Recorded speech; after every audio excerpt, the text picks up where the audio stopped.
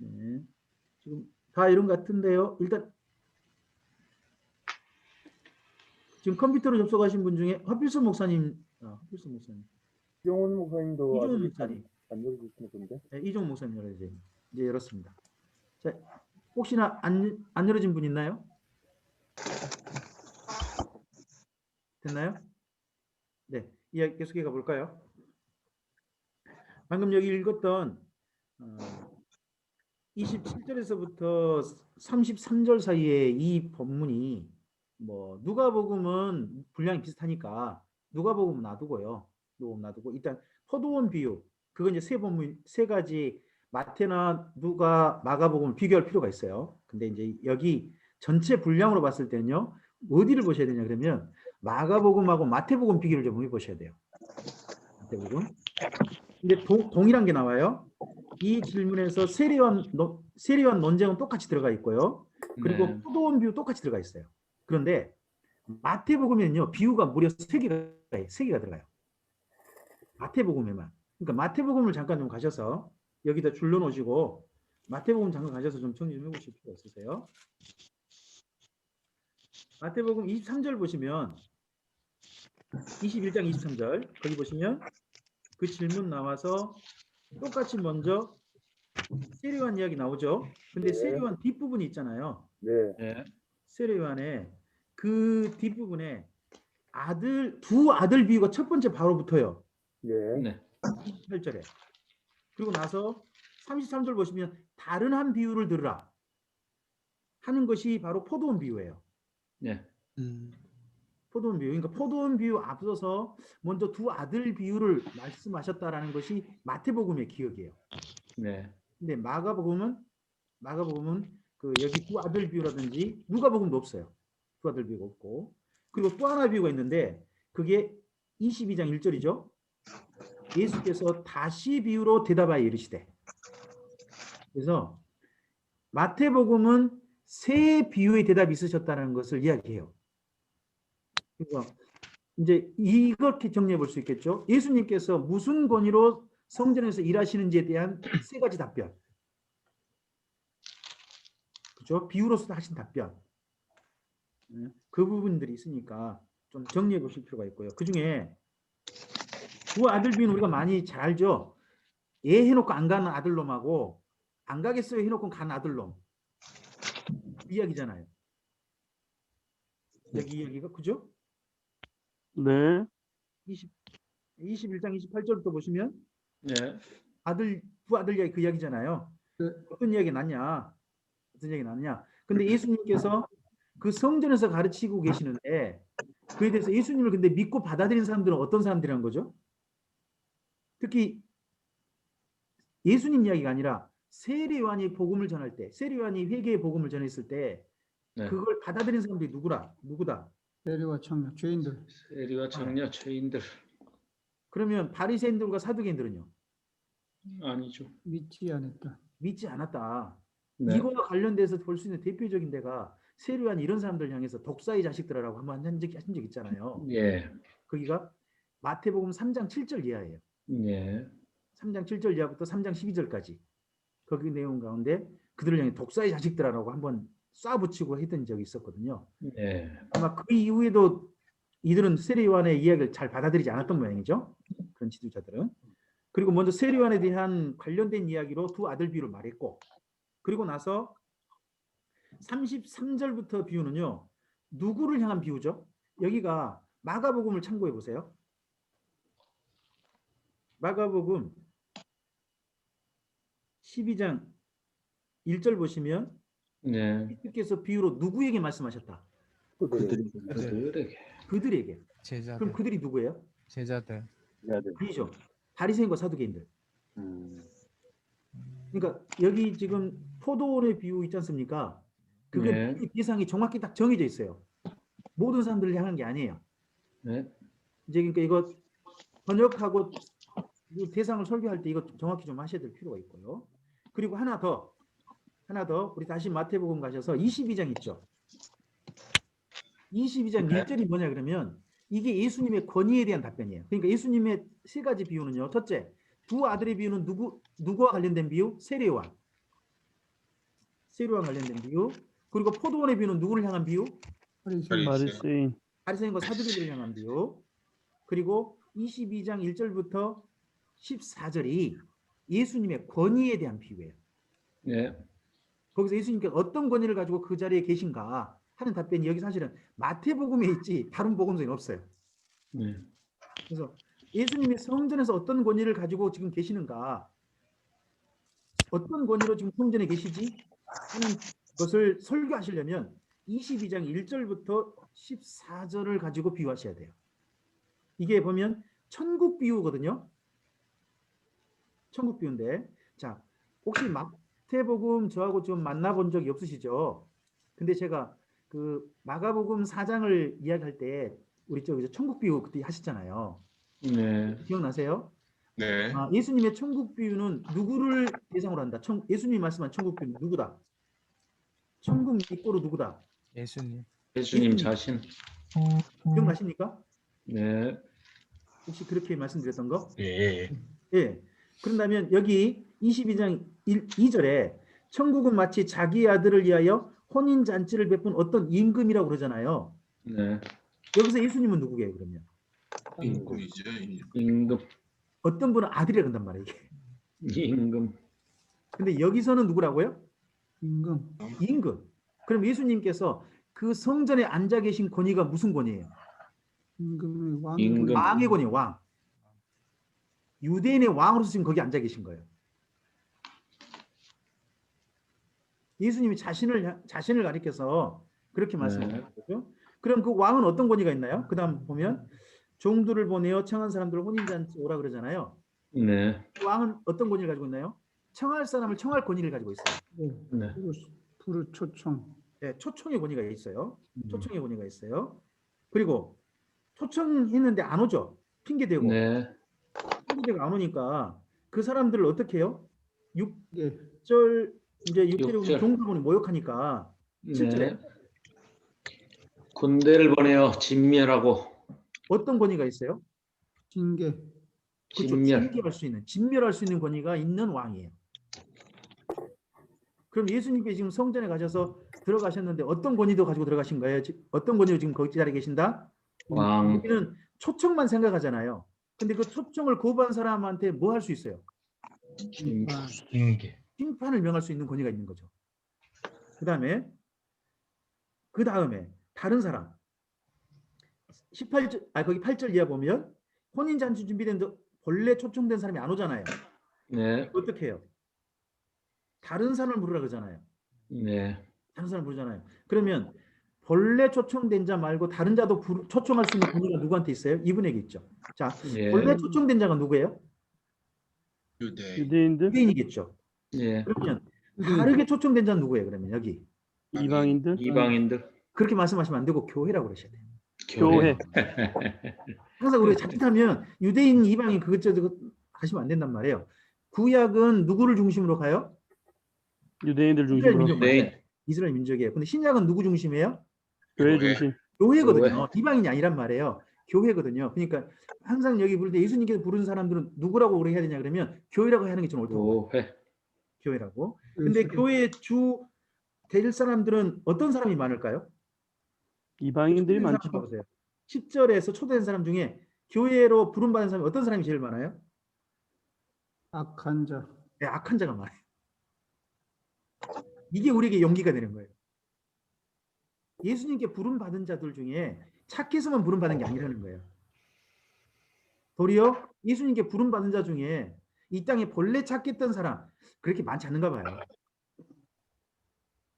보면 악한 자나 선한 자나 이렇게 돼 있어요. 그렇게 부르죠. 부르는데 이제 길거리에서 그냥 부르잖아요. 사거리 길에서 부른다고 돼 있잖아요. 네.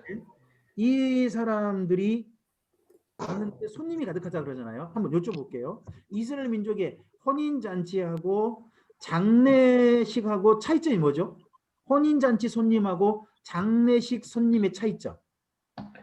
혼인잔치는 반드시 청함을 받은 사람만 참석할 수 있고요. 장례식은 초청을 받지 않아도 아무나 참석할 수 있습니다. 맞습니다. 혼인잔치는 수가 정해져 있고요. 장례식은 수가 정해져 있지 않습니다. 그러면 왕의 아들의 혼인 잔치면 수가 정해져 있을까요? 안 정해져 있을까요? 정해져 있습니다. 정해져 있어요. 그러니까 우리가 이런 걸 가지고 믿는 게 뭐예요? 구원받는 자의 수가 하나님께서 정하셨다고 우리가 믿는 겁니다. 근데 그 수를 정하신 만큼 초청할 권위가 누구한테 있는 거예요? 예수님. 예수님. 왕에게 있다. 이 왕이란 예수님께 있다 하는 걸 우리가 또 이해할 수 있죠. 자, 근데 그 손님이 가득했대요. 근데 어디서 만났죠? 길거리. 사거리에서 만났잖아요. 네. 그러다 보니까 여기 11절에 손님 중에 어떤 사람이 있죠? 의복을 준비하는 사람. 아니, 예복을 예복을 입지 않는 사람이 돼 있어요. 준비하지 네. 않는 말에 돼 있지 않아요. 있지 않나? 네. 예복을 입지 입지 않는 않은 사람이 사람. 돼 있어요. 근데 이 왕이 물어보죠. 당신 왜 친구이라고 부르면서 왜 예복을 입지 않는 그랬더니 그 유구문에 아무 말도 못한다잖아요. 네. 이 예복이 왜 중요하죠? 그리고 그 안 입은 사람 왜 아무 말도 못하죠? 길거리에서 왔잖아요. 사방 길에. 길에서 왔으면은 어떻게 옷차림이 다 그 잔치집에 갈 만한 차림일까요? 아니요. 아닐 수 있잖아요. 더더구나 예복일까요? 아니요. 아니요. 작업복. 평상복이나 어디 저 운동복 입은 사람 없을까요? 그럴 수 있잖아요. 근데 왜 예복이죠? 왜 예복을 안 입었다고 이 사람이 말을 못하죠? 그들의 문화. 잠깐만요. 안민혜 목사님. 주인이 준비해놨는데 안 받아. 맞았어요. 이 애식은 길거리에서 왔잖아요. 네. 그러면 네. 다 옷차림이 중구난방일까요? 그렇죠? 중구난방일 거 아니에요. 근데 네. 왕이잖아요. 네. 왕이니까 여기 지금 손님 전체에게 뭐를 줄 수 있어요? 예복을 따로 준비하신 거예요. 왕이. 네. 그래서 그 모든 손님에게 무엇을 입도록? 예복. 예복을 입도록. 예복을 입도록 한 번씩 다 준 거예요. 네. 줬는데 그 들어온 사람이 지호차림이 얼마나 삐까번쩍인지 모르지만 그 예복을 안 입고 지호차림 그대로 들어온 거예요. 뭐를 거절해 버린 거죠? 왕의 배려를 거절했네요. 왕의 선물을 거절한 거죠. 자, 이 예복을 주실 권위가 선물로 주실 권위가 누구에게 있으세요? 왕에게 있어요. 왕이신 누구? 예수님. 이 예복이 뭐예요? 행실. 현실뿐만 아니라 천국에 들어갈 예복이잖아요. 네. 테마파. 그죠? 우리가 천국에 들어갈 구원은 누구의 선물이란 거예요? 하나님의 예수님의 선물. 맨 처음에 첫 구원의 예복은 예수님이 주신 거라는 거예요. 그 예복에 대해서 나중에 요한계시록 가면 늘 빨아야 되죠. 네. 늘 희귀해야 한다고 하잖아요. 하지만 네. 맨 처음 예복을 주신 분은 누구? 예수. 예수님. 그럼 우리가 이 예복을 주님께 선물 받은 이유는 계속 입으셔야 되는 거죠. 그런 거잖아요. 예복을 네. 맨 처음 주신 분이 누구시다? 예수님. 그럼 예수님이다. 내가 가질 수 없는 거예요. 주인이 주신 선물이에요. 그래서 맨 첫 번째 이제 우리가 이걸 연결해서 이렇게 할 수 있죠. 구원의 선물은 구원의 은혜는 내가 가지는 게 아니라 하나님이 주신 선물이다. 여기서 분명해집니다. 자, 그리고 그 다음 하나 더. 예복 입지 않는 사람에게 이거 어떻게 해요? 마지막. 쫓아내죠. 쫓아낸 정도가 아니죠. 손발을 묶어서 발을 묶어 바꿔 내 던지라. 네. 장모님 나가시오 그런 게 아니에요. 네. 던져버려요.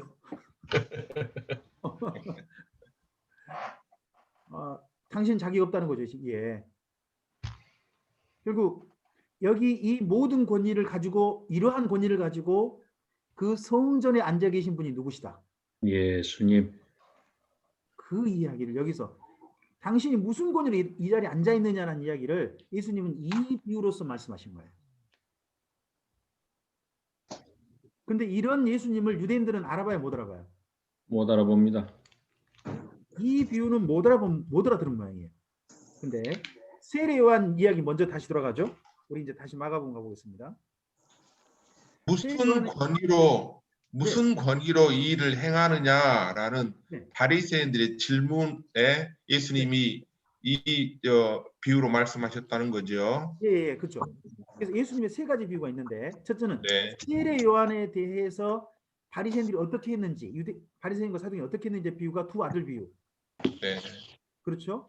그리고 바리새인과 사두개인들이 예수님에 대해서 어떻게 대하고 있는지에 대한 비유가 포도원의 아들의 비유. 포도원 아들의 비유. 그리고 예수님께서 그 성전에 앉아 계신 그 권위, 그 권위에 대한 비유는 여기 혼인잔치에, 아들의 혼인잔치에 손님을 청한 임금의 비유. 각각 비유 3개가 대상이 약간 다르니까 그렇게 정리해서 이걸 하면 이 세 비유를 나름 함께 묶으셔가지고 설계해 보셔도 괜찮겠죠. 네. 네. 한번 시도해 볼 만합니다. 자, 다시 돌아가 보죠. 우리 마가복음 11장 다시 돌아가셔서요. 뭐 여기 일은 너무 잘하시죠. 예수님께서 저는 이런 그 뭐라 그럴까, 질문을 하니까요. 예수님이 반드시 하는 게 뭐냐, 바로 답변하신 게 별로 없어요. 예수님은요. 질문하면 그다음 예수님은 어떻게 하죠? 안문. 이유로 말씀하시죠. 되돌려줘. 안문. 질문을 되돌려줘. 역질문을 하죠. 이걸 잘 네. 쓰는 단체가 어디예요? 목사님들이세요? 이걸 잘 쓰는 단체가 신천지예요. 성경에서 이런 것은요, 이단들이 저를 잘 봐요. 그래서 논쟁할 때 있잖아요. 이제 물론 신천지인들 그렇게 해요. 이 관련된 질문이 아니라 그 이야기를 먼저 그러면 하려면 이 질문부터 먼저 받아들이고 난 다음에 제 질문 한번 들어보시고 거기 답변하시고 나면 제가 이거 답변하겠습니다. 엉뚱한 데 가져가서 질문해요. 그리고 거기서 계속 또 다른 질문해가지고 딴 데 가져가고 그래요.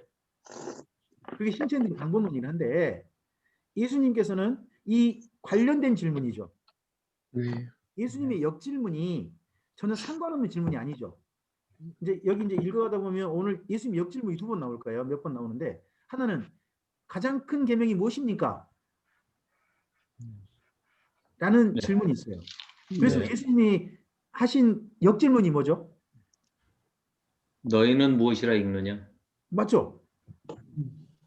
율법에 무엇이라 기록됐으며 너는 어떻게 읽느냐? 역질문이잖아요. 예수님의 질문은 항상 그 관련된 질문이에요. 근데 신천지인들은 엉뚱한 질문이에요. 헛다리 짚는 질문, 딴 데로 가져가는 질문. 그거에 대한 답변을 못 하겠으니까. 그렇게 하는 질문인데 예수님은 관련된 질문이죠. 세례 요한에 대해서 질문을 합니다. 그래서 거기에 대해서 예수님, 그들이 정치적인 답변을 하죠. 제일 고난할 때 제일 쓰기 좋은 답변이 뭡니까? 잘 모르겠다. 맞습니다. 정치인들의 가장 정치적인 답변이 뭐냐 그러면요. 제일 곤란할 때 쓰는 답변이 기억이 안 납니다. 기억이 안 납니다. 이건 굉장히 유명한 이야기입니다. 우리나라에 여러분 정치적 뉴스 보시면 한결같습니다. 그게. 근데 그걸 쓴 사람이 누구냐 그러면 여기 바리새인들입니다. 바리새인과 사두개인들. 상당히 좀 정치적인 답변하는 거죠. 왜? 이쪽으로 답변하거나 저쪽으로 답변하거나 곤란하니까. 그래서 우리는 알지 못하노라 하는 걸로 일단 이야기를 멈춥니다. 그러자 12장 넘어가 볼까요? 좀 넘어가서 12장 1절부터 12절까지인데요. 예, 장로님. 네. 부탁드릴까요? 예수께서 비유로 그들에게 말씀하시되 한 사람이 포도원을 만들어 산울타리로 두르고 즙자는 틀을 만들고 망대를 지어서 농부들에게 새로 주고 타국에 갔더니 때가 이르매 농부들에게 포도원 소출 얼마를 받으려고 한 종을 보내니 그들이 종을 잡아 심히 때리고 거저 보내었거늘 다시 다른 종을 보내니 그 머리에 상처를 내고 능욕하였거늘 또 다른 종을 보내니 그들이 그를 죽이고 또 그 외에 많은 종들도 더러는 때리고 더러는 죽인지라. 이제 한 사람이 남았으니 곧 그가 사랑하는 아들이라. 최후로 이를 보내며 이르되 내 아들은 존대하리라 하였더니 그 농부들이 서로 말하되 이는 상속자니 자 죽이자. 그러면 그 유산이 우리 것이 되리라 하고 이에 잡아 죽여 포도원 밖에 내던졌느니라. 포도원 주인이 어떻게 하겠느냐? 와서 그 농부들을 진멸하고 포도원을 다른 사람들에게 주리라. 너희가 성경에 건축자들이 버린 돌이 모퉁이의 머릿돌이 되었나니 이것은 주로 말미암아 되는 것이요 우리 눈에 놀랍도다 함을 읽어 보지도 못하였느냐 하시니라. 그들이 예수의 이 비유가 자기들에게 말씀하신 줄 알고 잡고자 하되 무리를 두려워하여 예수를 두고 가니라. 아멘. 아멘. 아멘. 12장 1절에 그들에게란 말을 저는 상당히 관심 있게 보신다고 봅니다. 그들에게. 예수님의 이 비유는요. 타겟형 설교. 누구 한 대상만 정확히 해요. 그들이죠. 그들이 누구예요? 바리새인과 사두개인들. 예수님 네. 찾아온 그 사람들에게 향한 이야기예요. 이야기가. 거기에 관련된 이야기인데 여기 이 비유에 대해서요. 마태복음과 누가복음 그리고 여기 마가복음이 똑같이 기록을 해요. 같이 기록하는데 세 가지가 약간 달라요. 비유 내용은 같아요. 같은데 그다음 그 질문 있죠. 9절. 포도원 주인이 어떻게 하겠느냐 하는 질문이 있잖아요. 네. 혹시 비교해서 읽어보시면 차이점 혹시 보셨는지 모르겠어요. 마태복음하고 누가복음하고 마가복음이 이 예수님의 비유를 말씀하시고 난 다음에 포도원 주인이 어떻게 하겠느냐 했을 때 각각 다르게 써놨거든요.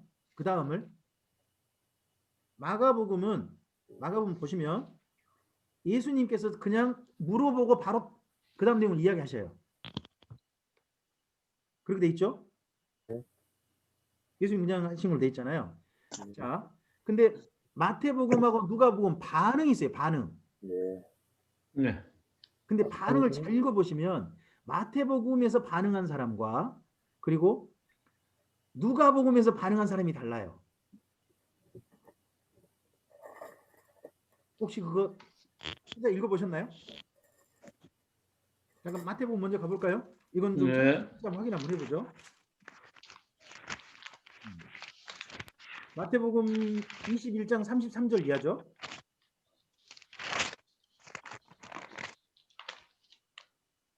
33절에 40절 보시면 질문 나오죠. 네. 질문 나왔는데 41절이 답변이죠. 그들이 말하되. 그들이 말하되 뭐라고 그래요? 악한 자 진멸하고 포도원은 네. 제때 열매를 맺지 못하는 다른 농부. 에게 세를 줄지다 이렇게 하잖아요. 다시 네. 그러면 누가복음 가볼까요? 누가복음 20장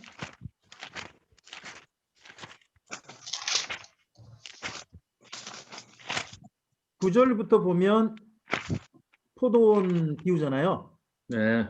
내가 비유인데 거기 15절. 16절이 거기 질문이죠. 15절 주인이 어떻게 하겠느냐. 15절의 질문. 일단 와서 그 농부들을 진멸하고 포도원을 다른 사람이 줄이라 하시니 그 다음 네. 뭐라고 하죠? 다른 사람 듣고. 그렇게 사람들이 되지 듣고, 말. 사람들이 듣고 이르되 그렇게 되지. 말하지어다. 그러면 그 사람들 죽이는 거에 대해서 그 포도원 주인이 그 포도원을 갖다가 그 뭐라 그럴까? 거기에 포도원을 임대했던 사람들, 그 사람들에 대해서 징벌하는 거에 대해서 제일 걱정한 사람들은 누구예요? 걱정한 건 누가복음이죠. 네. 네. 누가복음이고, 그리고 그 사람들 마땅히 죽여야 된다, 처벌하는 게 마땅하다라고 답변한 건 어디예요? 마태복음. 마태복음. 마태복음이죠. 혹시 답변한 사람들의 차이가 보이세요? 마태복음은 누구겠어요 그러면? 유대인. 똑같이 유대인이죠. 같은 유대인인데 마태복음은 아마 사장님 쪽일 거예요. 포도원 주인 같은 사람들. 근데 거기 잘 보시면 마태복음 20장에 보면 그들이라고 나와요. 그들이. 마태복음 20, 아까 저 조홍현 집사님께서 딱 그 부분 보셨어요. 그들이 답변했다고 나오잖아요. 네. 네. 예수님께서 질문했던 바리새인과 사두개인들이란 말이에요. 네. 그 당시에 종교 기득권자들이 부자예요, 부자. 우리나라도 뭐 좀 어느 정도 규모 있는 교회 목사님들이면 가난한 사람들이실까요? 그런 분은 아마 별로 없으실걸요? 제가 잘은 모릅니다. 제가 그 정도 안 가봐서 모르는데.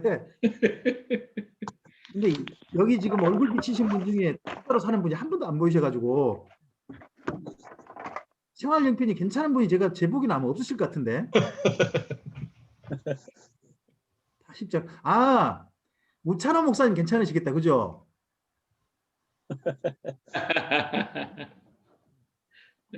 아직 안 들려요, 우찬호 목사님. 애 3명 키운다고 저도 힘듭니다. 그래도 수입이 제일 많으신 거 아니에요? 아니 애들 그래도 뭐 혼자 벌어가지고 대학생 하나 고등학생 둘인데 돈 나갈 때가 많습니다. 우찬호 목사님 저렇게 비명을 지르시면 저희 같은 사람들 어떡하라고요? 5명인데. 자, 어쨌든지 그때 그러니까 세작을 내주는 사람들 어떻게 보면 포도원 같은 걸 자기가 여러 곳 있어가지고 사람 임대를 해준 사람들이 아마도 여기 예수님과 질문했던 사람들인가 봐요. 그러니까 그 사람들의 답변은요, 그 사람들 마땅히 처벌해야 됩니다는 쪽이고, 근데 거기 누가복음 20장에서 그렇게 되면 안 되죠라고 답변한 사람들 누구겠어요? 고용이 일하는 사람들. 유대인 중에 일반 서민들이나 이런 사람들일 거예요. 각각 반응이 다른 쪽으로 두고 이야기를 하고 있다는 거예요. 이제 이런 것도 좀 관심 있게 보실 만해요. 자, 거기다가 하나 더. 어쨌든 이제 예수님께서 이 비유를 말씀했을 때 그들이 알아먹었죠. 네. 마태, 마가, 누가복음 공이 이 비유를 이야기했더니 그들이 자기들을 가리켜 한 말인 줄 알았어요. 알아먹었어. 자, 그러면 이 바리새인들과 사두개인들이 머리가 둔해 가지고 예수님 비유 못 알아먹은 것 아니죠? 네. 네. 다른 비유도 충분히 알아먹을 수 있는 사람들입니다. 이게 자기들을 향한 비유인 줄 알았다 하는데 그 마지막 인용 성경 말씀 혹시 보셨습니까? 다시 똑같이 나오니까 우리 마가복음 12장으로 가보시면요. 건축자의 버린 돌. 네, 118편. 이게 시편 118편에 나와요. 왜 이 본문을 이야기했는데 이들이 이 말씀 인용까지 포함해 가지고 예수님을 잡으려고 했을까요? 이게 무슨 내용이가니? 우린 보통 이 본문을 건축자의 버린 돌 예수님 이렇게만 연결하시잖아요. 네. 네. 그럼 여쭤볼게요. 시편 118편을 쓰신 분이 누구예요? 다윗. 그 새로운 예수님의 새로운 왕조 뭐 이렇게 해서 자기들 입장에서는 네. 견제 세력이 되는 거죠. 근데 시편 118편 읽어보시면 의의 문 이런 게 나오거든요. 예. 그럼 네. 성경 읽고 난 다음에 이야기해요. 네. 이 내용 읽어보시면 성전에 제사 드리겠다, 의의 문을 열지다 이런 말이 나오거든요. 네, 예. 그러면 다윗이라고 보기 어려워요. 네. 우리가 이해해야 될 것은 이제 보통 이제 이게 익명시거든요. 시편 118편이 예. 118편 익명시인데 이제 다윗이 만약에 자기 때에 성전 뭐 제도 식양 그런 걸 미리 좀 설계를 받잖아요. 그런 걸 기억하고 나가면 좋겠는데 근데 읽어보면 지금 현재 자기가 그렇게 나가겠다는 그런 말이거든요. 시편 118편에. 그러면 이건 성전이 있었을 때 누군가 썼다는 이야기밖에 안 돼요. 근데 이 시편이 잘 보면 어디하고 짝꿍이냐 그러면 시편 119편이에요. 읽어보시면서 좀 비교를 해보세요. 시편 119편은요 어떤 내용이냐 그러면 잘 아시죠? 말씀에 대한 지혜 있잖아요. 근데 그거 함께 다른 게 하나 더 있어요. 그게 뭐냐, 기도문이 두 가지 들어가 있는데 시편 119편에 크게 나누면 하나는 말씀을 사모하는 그런 기도문이 있어요. 또 하나가 있는데요. 저 좀 제발 살려주세요 하는 기도문이 들어가 있어요. 시편 119편을 예. 읽어가 보세요. 그러시면 두 가지가 있어요. 두 가지가. 예. 나를 살아나게 하시죠. 시편 119편 누가 썼어요? 에스라. 우리가 에스라로 알고 있거든요. 저는 그래서요. 시편 118편도 시편 119편이 그전 상황이고 네. 118편이 그러한 곤란한 상황이 끝나고 난 다음에 에스라가 쓴 게 아니냐 저는 그렇게 보고 있어요. 네. 근데 이제 잘 보면 에스라가 어떤 일을 당했죠? 이제 저는 이제 에스라는 초점을 가지고 이야기할게요. 이제 각각 의견이 다를 수 있다고 저는 생각합니다. 다를 수 있다고 생각하는데 저는 일단 에스라라는 입장에서 말씀을 드릴게요. 자, 에스라가 어떤 일을 당했죠? 시편 119편을 쓸 수밖에 없는 환경이 어떤 환경이에요? 우리가 네. 에스라서 뒷부분을 12장과 느헤미야서 1장 그 사이에 어떤 일을 당했죠? 네, 곤란을 당했죠. 그 쫓아냈던 그 제사장 부인들 방족들. 왕따. 왕따 당했잖아요. 어떤 예. 일? 쫓아내서 이방인들 쫓아내서. 강제 이혼시켰잖아요. 네. 예, 예. 강제 이혼도 그것도 아주 그냥 대규모로 그 시킨 것 때문에 그 예루살렘에서 아마도 에스라하고 협력했던 사람들은 죽임 당하고 에스라는 근데 누가 보낸 사람이죠? 황제가. 왕이. 황제가 보냈으면 황제가. 예. 할 수 없을 거 아니에요. 그 대신에 이 예루살렘 사람들이 자꾸 이 에스라에게 압박을 넣겠죠. 그렇죠. 제발 당신 어디 가라. 돌아가라. 돌아가라. 근데 끝까지 버티고 있는 사람이 누구? 에스라. 저는 요즘 추미애 장관 좀 떠오르더라고요. 끝까지 버티고 있는 한 사람이 있어요. 그 참 곤란. 하여튼 근데 이 사람이 무려 10몇 년간을 그런 일을 겪어요. 그때 정도에 썼을 시간, 저도 죽음의 위협을 늘 겪고 있을 때 썼을 이야기가 시편 119편으로 보이거든요. 근데 마침내 누가 오죠? 느헤미야. 느헤미야가 오고, 느헤미야가 오니까 저도 군대를 데려오잖아요. 네. 군대를 데려오니까 그동안 압박했던 사람들이 에스라를 압박하지 못하고 드디어 에스라가 어디에 나갈 수 있었을까요? 성전. 성전에. 성막광장. 드디어 성전에. 그 성전에 나갔을 때 아마 그동안 제사장이면서도 이 에스라가 더더구나 아론 가문의 직계잖아요. 네. 직계면서도 제사도 못 드리고 아마도 그랬던 것 같은데 드디어 제사를 하나님 앞에 드릴 수 있었을 때 그 에스라의 감격이 얼마나 컸을까요? 더더구나 느헤미야가 오고 난 다음에 그때 정도 썼을 시편이 저는 시편 118편으로 저는 보거든요. 그때 상황이 정리되고 난 다음에 그때 나갔을 때 그때 여기 이야기로 읽어보면 저는 여기 10절 마가복음 12장 10절과 11절 있잖아요. 이게 그동안 당했던 에스라로 생각해 보세요. 자, 건축자들 어린 돌이 모퉁이에 머릿돌 되었다. 이야기를 사실 자기 경험이거든요. 시편 118편 쓴 분의 자기 경험이에요.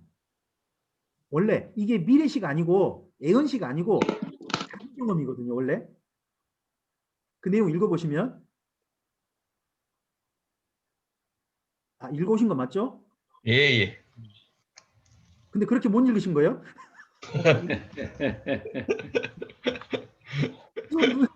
이게 예수님 관련된 본문이라고 생각하시고 읽으시면 이제 그런 생각들도 사실 내려놓고 읽어보셔야 돼요.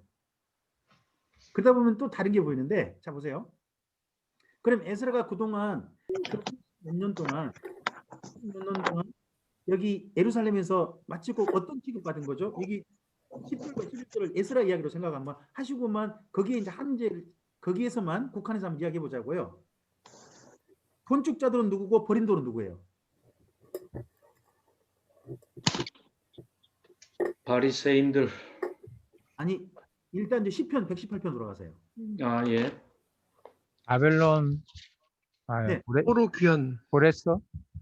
버린 돌은 포로들. 아벨론 포로들. 이제 이걸 에스라 입장에서만 본다면, 아, 에스라의 개인 경험으로 본다면, 건축자는 누구고 버린돌은 누구겠어요? 건축자 하나님이고 버린 돌은 이스라엘 백성. 저는 건축자가 1차 포로 기한자로 봐요. 1차 포로 기한자들이 뭘 건축했죠? 성전. 스룹바벨. 성전 건축했잖아요. 스룹바벨 성전. 근데 그 사람들이 한 70년 지나면서 지금 결혼을 통해 가지고 지금 흐트러졌잖아요. 네. 흐트러진 걸 바로잡으려고 했던 사람이 누구? 에스라. 에스라. 근데 그 에스라를 버려버리고 싶은 사람들이 누구였을까요? 1차 기한자. 1차 기한자들. 몇 년 동안에 버려버리려고 했는데 10년. 몇 년? 보통 보면 13년 그렇게 나오거든요. 근데 마침내 에스라가 지금 느헤미야가 온 바람에 대제사장의 입장에서 성전에 들어가는 거예요. 아론의 직계 후손으로서 머릿돌 같은 입장. 네. 저는 여기 그래서 10절 11절을 시편 118편에서 에스라 이야기로 새롭게 읽으면서 저는 사실 머리가 쭈뼛 섰어요. 아, 에스라가 사실은 누구한테 버림을 당했다? 1차 귀환자들. 그런 에스라가 근데 누가 오므로? 느헤미야가 오므로 네. 그가 하나님 앞에 진짜 그가 머릿돌인 게 증명되었다. 그래서 지금 어디에 드디어 나가겠다. 성전의 제사장의 대제사장 역할로 지금 나가게 됐다. 하는 이야기를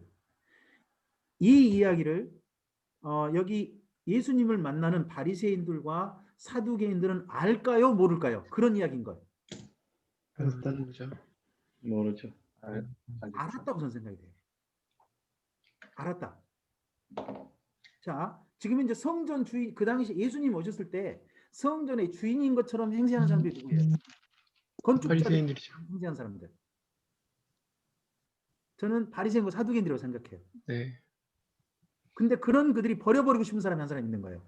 예수님. 성전에 와서 딱 앉아있는 이 한 놈. 네. 얼른 좀 들어가서 밖에 던져버리고 싶어요. 누구? 예수님. 예수님 아니시겠어요? 그래서 예수님께서 옛날 그 전에 에스라 때 이제 저는 제가 읽기에요. 에스라 때 에스라가 그렇게 버려버리려고 그렇게 했었던 1차 기한자들처럼 예수님이 그런 취급 받고 있다. 지금 예수님이 누구로 왔는데 예전에는 에스라는 그냥 성전에서 성경을 가르치려고 오셨잖아요. 네. 기억하시죠? 성경을 가르치려고 오셨잖아요. 지금 예수님이 성전에서 하고 계신 일이 뭐예요? 가르치시죠.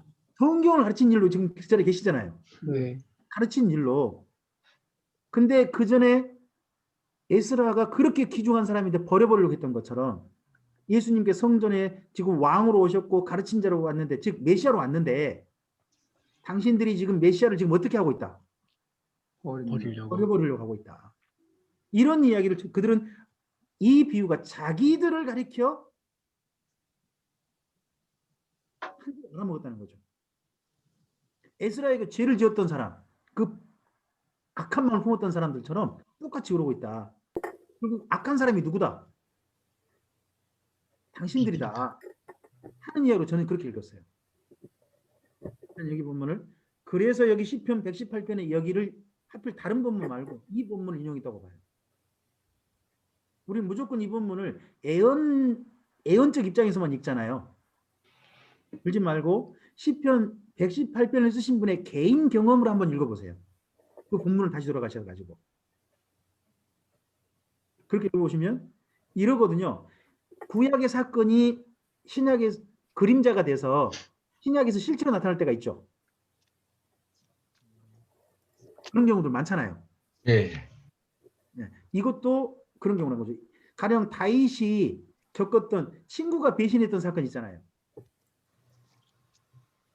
누구죠? 다윗의 모사 중에 한 사람? 후세 말고 아이도벨? 아이도벨이죠. 아이도벨. 근데 아이도벨에 대해서 다윗은 뭐라고 써요? 내 상에서 먹던 자가 발꿈치를 들었나이다. 그렇게 얘기하잖아요. 예.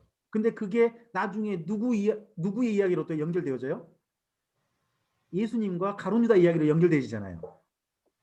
과거 경험이. 네. 그렇잖아요. 여기 이야기도 여기 10절과 11절도 애언적 입장이 아니라 과거의 경험인데 그 경험이 또 누구도 지금 경험하고 계신 걸로. 예수님도 경험하신 걸로.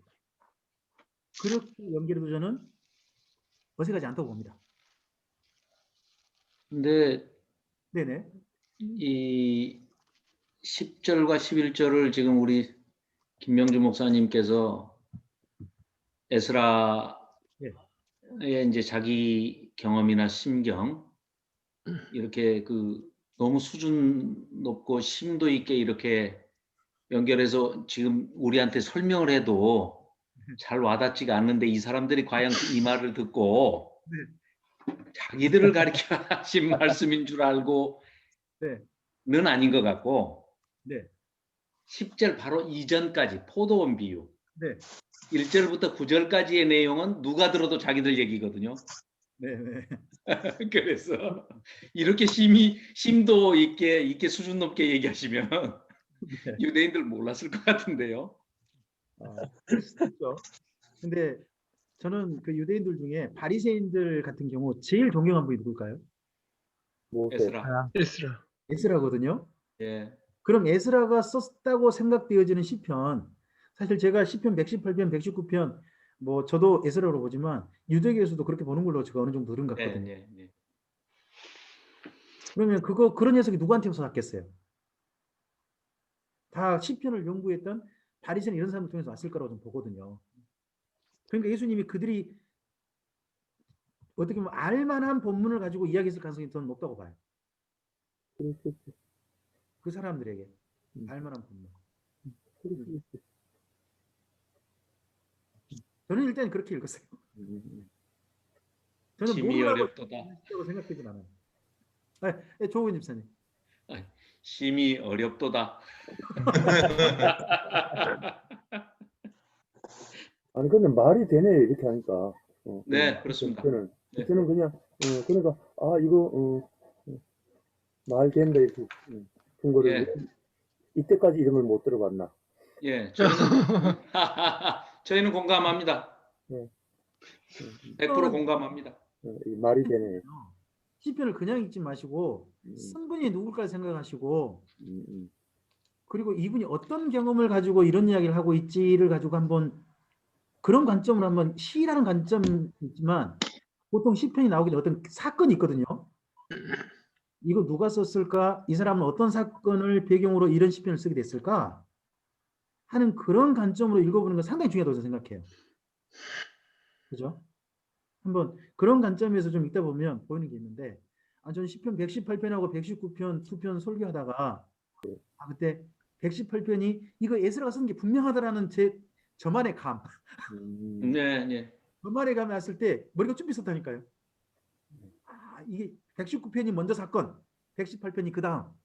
이걸 딱 에스라서하고 느헤미야서 딱 중간에 넣었더니 이야기가 연결되는 거예요. 네. 이게 거꾸로 네. 19편을 먼저 썼단 말씀이죠. 네, 시편 119편은 그 먼저. 어려울 때 경험. 에스라의 어려울 때 경험. 그리고 시편 118편은 느헤미야 오고 난 다음에 드디어 제사드리러 나갔을 때 그때 경험. 네. 그때 감격. 네. 그런 쪽으로 저는 이해했어요. 자, 뭐 어쨌든 이제 예수님 못 잡고 갔죠. 못 잡고 갔으니까 우리 그다음 넘어가 보죠. 우리 13절 이해합니다. 13절부터. 네, 김문기 목사님 오랜만에 오셨습니다. 반갑습니다. 네, 건강하시죠? 자주 못 와서 죄송합니다. 목사님 보고 싶었습니다. 죄송합니다. 이제 너무 또 늦게 들어왔어. 네, 13절부터 17절 좀 읽어주실까요? 네네. 12장 마가복음 12장 김문기 목사님께서 읽어주셔야 되는데. 제가요? 네네. 12장 13절. 그들이 예수의 말씀을 책잡으려 하여 바리새인과 헤롯 땅 중에서 사람을 보내매 와서 이르되 선생님이여 우리가 아노니 당신은 참되시고 아무도 꺼리는 일이 없으시니 이는 사람을 외모로 보지 않고 오직 진리로서 하나님의 도를 가르치심이니이다. 가이사에게 세금을 바치는 것이 옳으니까 옳지 아니하니까 우리가 바치리까 말리까 한데 예수께서 그 외식함을 하시고 이르시되 어찌하여 나를 시험하느냐 데나리온 하나를 가져다가 내게 보이라 하시니 가져왔거늘 예수께서 이르시되 이 형상과 이 글이 누구의 것이냐 이르되 가이사의 것이니이다. 이에 예수께서 이르시되 가이사의 것은 가이사에게 하나님의 것은 하나님께 바치라 하시니 그들이 예수께 대하여 매우 놀랍게 여기더라. 네. 여기 그들이 예수의 말씀을 책잡으려 하여 보낸 사람들이 누구죠?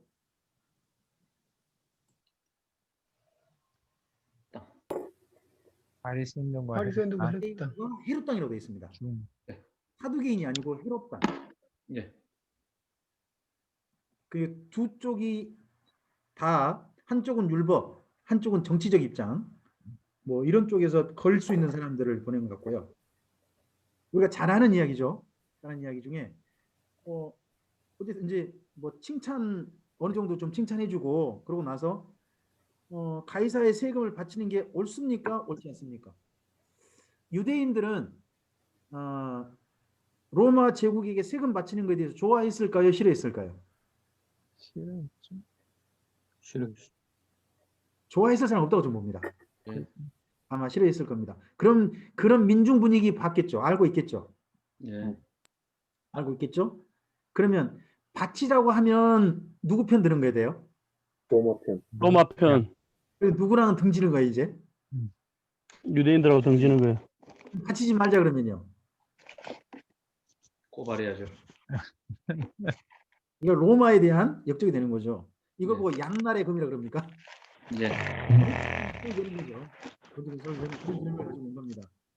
그때 예수님께서 그들의 외식함을 아시고 있는데 그 외식함이라는 표현은 아시죠?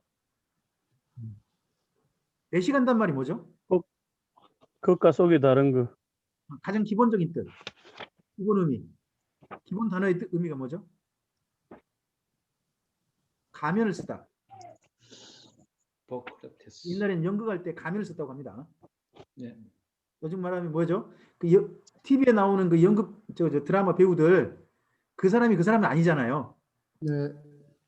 하여튼 근데 그 사람하고 본래 사람이 다른 것처럼 전혀 다른 사람. 그걸 보고 이제 외식이라는 표현을 보통 썼더라고요 성경에. 근데 예수님의 답변이 데나리온을 하나 가져오라고 했죠. 데나리온이 어느 나라 돈인가요? 로마. 그리스. 네, 이게 유대 돈 아닙니다. 유대인 네. 돈은 뭐죠? 세겔. 세겔. 네, 세겔 아닙니까? 이건 이제 로마 돈입니다. 그래서 뭐 거기 이제 이게 가이사의 형상을 가이사의 것이다. 이거 당연하죠. 그때 그 다음에 예수님이 답변에 가이사의 것은 가이사에게 하나님의 것은 하나님께 바치라. 이 말을 가장 먼저 했던 사람은 누굴까요? 이 표현이요. 예수님이 이때 만든 표현 아닙니다. 이게 이미 그 전부터 늘 활용되어진 표현입니다. 이 말을 가장 먼저 한 사람들이 누굽니까? 네. 바리새인. 이 그렇죠. 표현이 바리새인. 성전 제사장이 했던 표현입니다. 세상. 예수님 당시에. 각국에서 디아스포라가 올 거 아니에요. 예. 왔을 때 성전에 오면 자기 나라 돈으로 바칠 수도 있잖아요. 그리스면 그리스, 뭐 아시아면 아시아, 뭐 갈라디아면 갈라디아 돈 가지고 올 거 아니에요. 예. 이렇게 쓰는 돈을 그 돈을 가져오면 그 돈에 대해서 여기 성전에서 환전해야죠. 환전. 예. 환전하는 핑계가 뭐예요? 환전하는 핑계. 그게 이거예요. 그런 가이사 돈은 누구한테 바치고? 가이사 가지고. 로마한테 바치고, 그리고 이 성전에 하나님께 헌금 드리려면 어느 돈으로 바꿔내라. 로마 돈. 세겔, 막 이런 걸로. 이걸 그래서 예수님이 쓴 표현이 아니에요, 이게. 그러니까 그들의 말을 돌려줘 버린 거예요. 가장 멋진 공격이죠. 요즘 보면 정치인들이 그 어떤 공격했을 때 전 보면 그 할 말 없게 만든 공격이 뭐냐 그러면 그 말 한 사람의 행태 있잖아요. 가령 뭐 집에 대해서 서민들의 집세 특별히 뭐예요? 집이 한 채밖에 없는 사람이라든지 뭐 그런 사람의 참 소름 이런 것들을 또 임대 사는 사람의 소름 이런 것에 대해서 누군가 이야기하잖아요. 이야기했을 때 갑자기 그 사람이 그 뉴스에 딱 조금 추적해 보니까 근데 이 사람이 얼마 전까지 집이 2채 있었다. 이야기 나오면 갑자기 뭐가 돼버려요? 그 말했던 사람이? 아무렇지도 않아요. 갑자기 돼버리잖아요. 그런 거잖아요. 그런 것처럼 여기 방법이 그런 거란 말이에요. 가이사의 것은 가이사에게 하는 건 하나님께 이 말이 예수님이 처음 쓰신 표현이 아니라는 거예요. 이게 성전에 있는 표현이에요. 성전, 문교의 성전의 일반적인. 그 당시 예루살렘에서. 이 표현은 누구나 다 하는 거예요. 유대인들은. 그러면 이 말 가지고 다 됐죠. 그러면 데나리온 갖고는 뭐 하라는 거예요. 예수님께서. 가이사에게 바쳐라. 가이사에게 내고 바쳐라. 로마 세금 내라. 그리고 성전에서 뭐 내라. 예. 너희들 하고 있잖냐. 지금 세길로 바꾼 다음에 바꿔서 그거 바치려며. 그렇게 하면 되지. 그러니까 그들이 본래 쓰는 말 그대로 돌려준 거예요. 그러니까 그 다음 그들이 뭐라 그래요? 놀랍게. 정말 예수님이 어느 쪽으로 지든지 전부 다 이게 잡았다. 꼬투리 반에 한 개 잡힌다라고 생각했는데 살마렵게 만들어버린 거죠. 여기에서 또 예수님께서 하신 것 중에 하나가 역질문이죠. 예. 네. 역질문이잖아요. 이거 누구 형상이냐 이렇게 물어보고 난 다음에 그 질문에 대한 정말 명쾌한 답변, 그걸로 가는 또 역질문의 방법론, 여기 한 번 더 있습니다. 이 유대인 네. 유대인들이 써놓은 기록을 보니까요. 예. 예수님께서 이제 이 질문을 하는 바리새인한테 네. 데나리온 하나를 내놓으라고 그러시잖아요. 네. 그때 이미 케이오 펀치를 날렸다는 해석입니다. 무슨 얘기냐? 바리새인들이 유대인이면서 네. 너는 이미 다 세금을 준비해서 네. 로마 돈으로 여기 데나리온이 네 주머니에 다 들어있는 거 내가 다 알아. 너 주머니에 있는 거 좀 꺼내봐. 네. 세겔이야 데나리온이야. 데나리온을 다 이미 내놓는 순간 넌 친일파잖아. 네. 친노파. 만인 앞에서 공개가 된 겁니다. 아하. 라고 뭐 그렇게 기록을 해놓은 걸 읽은 적이 기억이 있습니다. 네. 근데 헤롯 땅에 내놓으면 어떻게 되는 거예요? 네? 헤롯 땅에 내놓으면 어떻게 되는 거예요? 맞아, 죽어야죠. 내놓으면 좀 곤란한데 보니까 바리새인하고 헤롯 땅이 함께 왔거든요. 네. 헤롯 땅은 내놔도 전혀 얼굴 안 붉어질 것 같은데. 네, 그렇죠. 거기는 상관이 없죠. 그런데 이미 데나리온을 주머니에 가지고 있는 것을 꿰뚫어 보시고 네네네. 내놔라. 그걸 들어서 가이사의 것은 가이사에게, 네. 너희들 말대로 하나님 것은 하나님께. 네네네. 그러면 혹시 김명기 목사님, 네. 여기 아까 그 17절에 얘기했던 그 가이사의 것은 가이사에게, 하나님의 것은 하나님께 바치라고 했던 게 그게 제사장들이 사용했다라고 하는 그런 이제 문헌이 있습니까? 한전이죠, 한전. 그러니까 한전에 대한 기본적인 이거 내용이라고 합니다. 저도 교수님한테 그렇게 들었습니다. 네네네. 네. 한전에 궁금한 게요. 다 환전 시키잖아요. 네. 네네네. 여기 지금 환전 하잖아요. 성전 제사 의식에서 환전을 한다고 하는 거는 그거는 이제 논리적으로는 이해가 되는데 네. 요 당시 때 성전 제사 문화는 네. 환전도 환전이지만 뭐 비둘기든 뭐 짐승이든 직접 드리는 그 제사장이 대리로 하는 그 제사 의식이잖아요. 거기에 세겔을 바꾼다고 하는 뭐 히브리의 그 어떤 그 화폐 가치보다 이 화폐를 바꾸는 건 이해가 가겠는데 그 당시 때 그 제사 의식 무슨 희생 제사가 중심인데 안 그래요? 성전에서 희생을 드리는 제사란 말이에요. 근데 돈으로도 이렇게 제사가 됐나라는 거 지금 그게 궁금해요. 지금 그렇게 말씀하시니까. 성전세. 돈으로. 성전세도 있고요. 성전세. 성전세 있고요. 그다음에 또 다른 게 있어요. 그 연복에 있어요. 연복회. 아니 그러니까 그 연복회라고 하는 성전 입구에서 연복에 있는데 곧 이야기 나올 거거든요. 그게 뭐냐면 성전 건축 헌금이에요. 그 당시에 두렵 돈 있잖아요.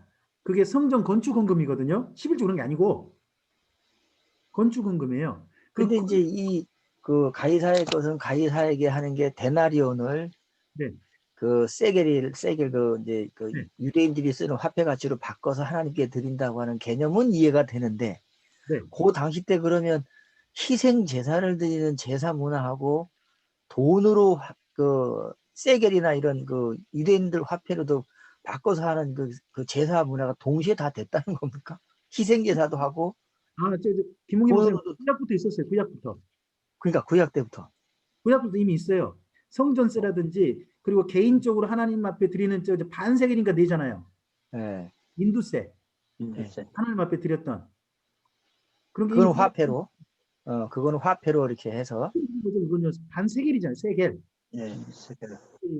그리고 또 이건 각 나라마다 공통적인 것들 이런 걸 본단 같은데 자 가령 대한민국에서는 어느 나라 돈이 유통이 되죠? 그거요 뭐 한국 화폐가 주류 아닙니까? 그러면 원화. 예루살렘에 왔으면 어느 돈으로 바꾸라? 예루살렘 돈으로. 그런 핑계고 되겠죠. 그러면서 뭘 챙겨요? 환전세죠. 뭐 환전 수수료. 그걸 누가 독점해서 해요? 그거는 이제 제사장 이제 그리고 거기서 결탁돼 있는 또 누가 또 해요? 네. 이제 그러다 보니까 예수님께서 이리저리 다 이익 보고 있는 성전 거기를 독점해 이익 보고 있는 그 제사장들 향해서 그렇게 만드니까 강도의 구렬로 만들어 대표를 쓰신 거 아니에요. 그러다 보니까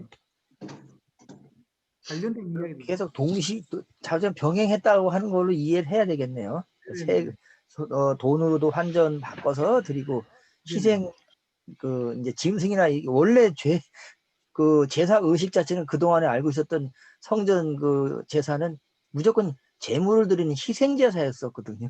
그래서 이제 제가 이제 그 환전하는 거 그 자체에 대해서 충분히 이해가 간다 그러면서도 구약의 제사가 희생이 주류인데 이렇게 해도 되는가 보다 하는 거 지금 또 좀 알게 되는 것 같습니다. 그렇게 이야기 좀 다르게 좀 생각하셔야 되는데요. 예. 여기 돈으로 성전 제물을 대신할 수 없습니다. 근데 이 돈을 바꿔서 돈으로 내는 예물이에요. 예물. 연보는 제물 아닙니다. 이해하셔야 될 것은 연보 같은 것은 예물이라고 따로 씁니다. 예물이라고 그러고 이 바꿔서 세겔 같은 단위로 바꿔서 뭘 사야 합니까? 그 짐승 같은 걸 사야죠. 양이나 자기 형편대로 사서 그걸 가지고 제물을 드려야 됩니다. 그럼 이렇게 이해하면 될 것 같으네요. 그 이제 돈으로 내는 세금이 있긴 있지만 희생 제물을 사는 그 돈도 그렇죠. 데나리온에서 세겔로 바꿔서 그렇죠. 그 돈으로 짐승을 사가지고 하나님께 드려라. 네네네. 그러면 이해가 되네요. 그러니까 그런 네. 독점을 제사장들이 가지고 있었다. 네. 그러니까 제사장들이 그렇게 정리하는 게 빠르겠네. 네, 그러니까 제사장들의 대목 시즌이죠. 대목 시즌. 예. 그게 6월절부터 오순절까지. 그럼 나중에 이제 또 가을철에 있는 초막절. 그때 정도로 보면 되겠죠. 자, 좀 가볼까요? 이 본문을 가지고 이제 뭐 설교하실 부분은 그런 부분 나름 이제 해보실 때 내용은 이 정도 내용 읽을 것 같고요. 자, 여기를 지금 이제 우리가 뭐 하고 있냐 그러면 예루살렘 논쟁이라 불리는 소위 말해 성전 논쟁이라 불리는데 지금 지나고 있습니다. 성전 논쟁. 자, 그다음 18절부터 이제 부활 논쟁인데요. 18절부터 네, 우리 이종훈 목사님, 네, 음성 열어주시고 좀 읽으실까요?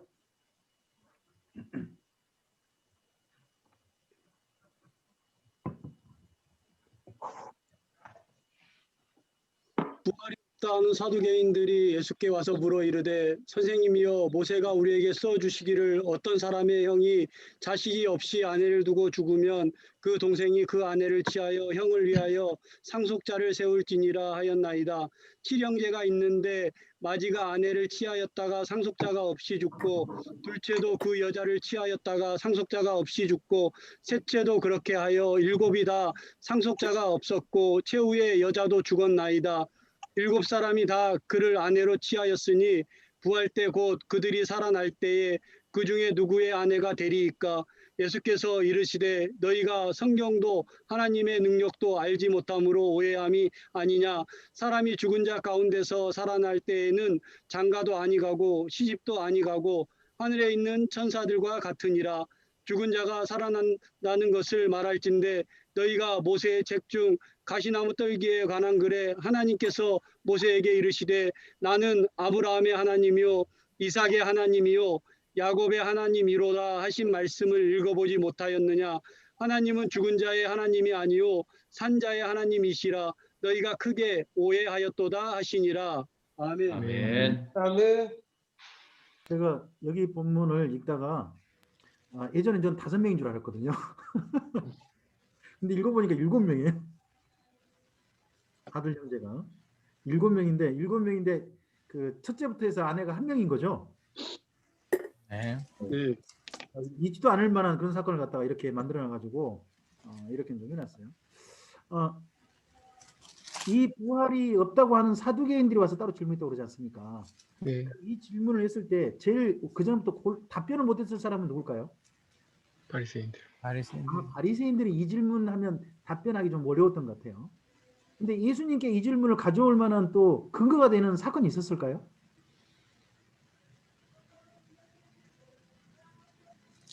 예수님 과거 행적 중에 이 질문과 관련되었을 법한 사건. 수가성 여인. 네, 저 사마리 수가성 여인. 수가성 여인이 그 전에 뭐 이제 여러 죽었잖아요. 네. 그리고 또 새로운 남자 기다리고 있잖아요. 그게 형사치수죄로 보이거든요. 이거 형사치수죄 이게 그저 우리 룻기에서 봤죠. 룻기 나오는 그런 제도로 보이지. 그 사마리 수가성 여인을 갖다가 그 남자 여러 갈아치운 여자로 생각하시면 안 됩니다. 거기 보면은 그 이스라엘 민족의 그 본래 풍습에 의해서 계속해서 형사치수죄에 의해 가지고 집안 대를 지키기 위해서 최선을 다했던 여자. 이렇게 대결혼. 네? 대대결혼. 예, 계대결혼법. 예. 계대결혼법 또는 형사치수죄라 부르기도 하죠. 예. 수원법. 그 우리나라에도 형사치수죄가 있는 나라 법 어디 혹시 아세요? 제가 알기로는 우리나라 고대 국가 중에 있었어요. 그 나라가 어느 나라인지 기억이 안 나는데 혹시 수원법이 어느 나라인지 한번 나중에 검색 한번 해보세요. 그럼 우리나라에 그 삼국시대인가 하여튼 그쪽인가 있어요. 원래 있었어요. 우리나라도. 우리나라 있었는데 그게 지금 어딘지 저 기억이 잘 안 나네요. 하여튼 그 법 관련해서 이제 한 질문이죠. 그거하고 여기 부활제도. 그리고 아마 저는 사마리아 수가성 여인 관련된 사건이니까 더더구나 예수님께서 답변하기 좀 곤란하다 한 생각을 가지고 질문했을 것 같은데요. 진짜 이 여자는 누구의 여자 되는 거, 누구의 아내가 되는 거예요?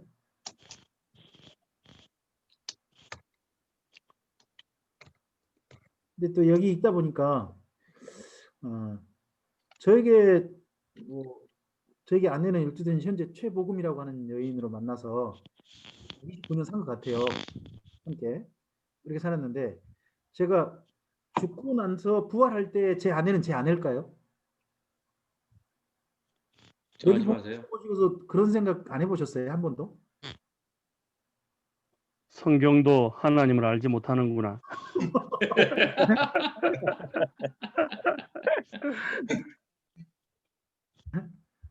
이 땅에서만 아닌 거예요? 천국 가서도 아닌 거예요? 이 땅에서만. 뭘 또 천국까지 가져갑니까? 그냥 이 땅에서만 해결하고 말지. 이골 목사님 사모님한테 꼭 그 이야기 해줄 거예요, 내가. 옆에 계셔요. 근데 중요한 거는요. 네. 천국에서 만난다는 보장이 없습니다. 무서운데. 확실합니다. 네네. 근데 이거 인정 안 할 수가 없네요. 급 인정. 네. 그 분명한데. 어쨌든지 천국 가면 뭐 우리가 성경도 하나님 능력 알지 못하고 오해했다. 그러면 분명한 것은 천국 가면 남편과 아내가 없다는 이야기잖아요. 예. 그잖아요. 네. 이걸 좋아할 사람이 몇 사람이 있을까요? 좋다고 생각되신 분 있으세요? 이런 게? 질문 다시요. 천국 가면 남편 아내가 없다. 이게 좋다고 생각되시는 분. 아니 피조물인 주제에 뭐 좋다 안 좋다 그런 말 할 근한이 있나요? 구원받은 것 자체가 좋은 거지. 네. 뭐 할 말 없습니다. 바울이 신령한 몸으로 부활한대잖아요. 신령한 몸으로. 네. 신령한 몸은 부부 관계를 할 수 없는 몸인가 보죠? 부부가 필요 없는 몸? 모르겠습니다. 그럼 바울의 의견이죠, 뭐. 네? 바울의 의견이죠, 뭐. 올해 의견. 근데 여기는 분명히 예수님께서도 시집 장가도 안 가고 시집도 안 가고 천사가 간다. 그래서 이제 우리가 좀 여기서 알 수 있는 중요한 저 키포인트 중 하나가 천사는 시집 가고 장가는 일 없다는 게 분명히 보이잖아요, 그죠? 네. 이게 하나가 있고, 그다음에 천국 가면 그건 부부 관계는 아닐 거다. 그죠? 예. 그건 우리가 진작에 볼 수 있는 것 같아요. 이 말씀에서. 그래서 이제 이거 가지고 최소 이제 교회에서 하지 말자고 하는 게 있죠. 성탄절 곧 다가오는데 애기 천사 좀 달아놓고 그렇게 하지 말자. 한 적이 노목사님 그 이야기 머리가 쭉 빗었었어요. 왜냐면 그 나팔 들고 성탄절에 나팔 애기 나팔 딱 그 날개가 고추 달려가지고 고추는 안 달아도 그런 애기 발가벗은 저 천사 같은 거 그 모빌같이 막 해놓고 했던 기억이 있거든요. 네. 혹시 그런 기억 있으세요? 목사님들도? 네. 네. 근데 작년에도 달았어요.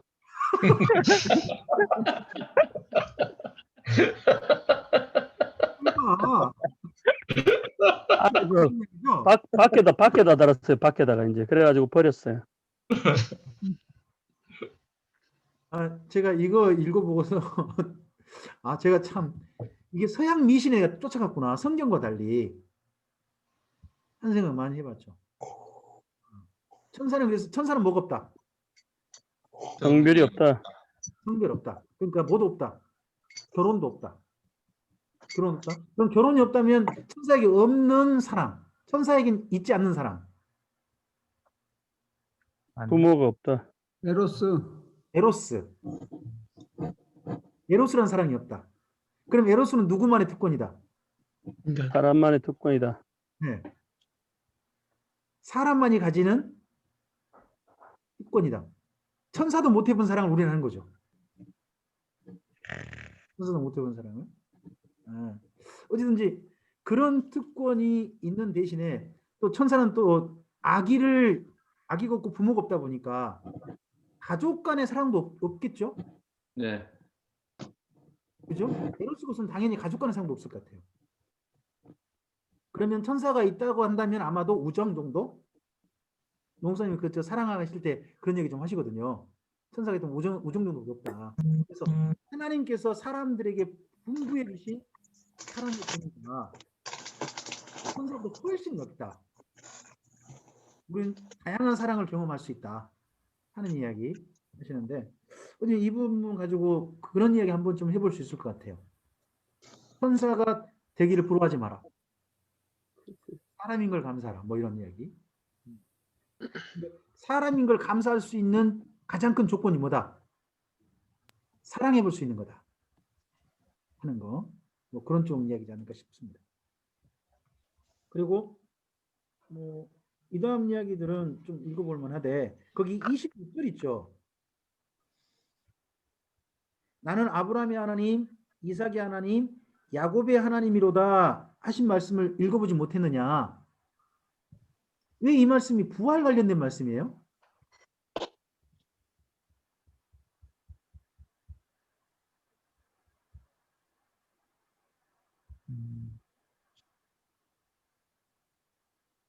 누가 그래요? 예수님 지금 답변하신 거잖아요. 말고요. 부활과 관련되는 거라고 누가 그래요? 질문이 뭐예요? 그죠. 부활이 없다는 부활. 얘기인데. 그럼 예수님께서 이 말씀 인용을 왜 하신 거예요? 그것이 부활과 관계있으니까요. 글잖아요. 네. 뜬금없이 이걸 갖다 놓으신 거예요?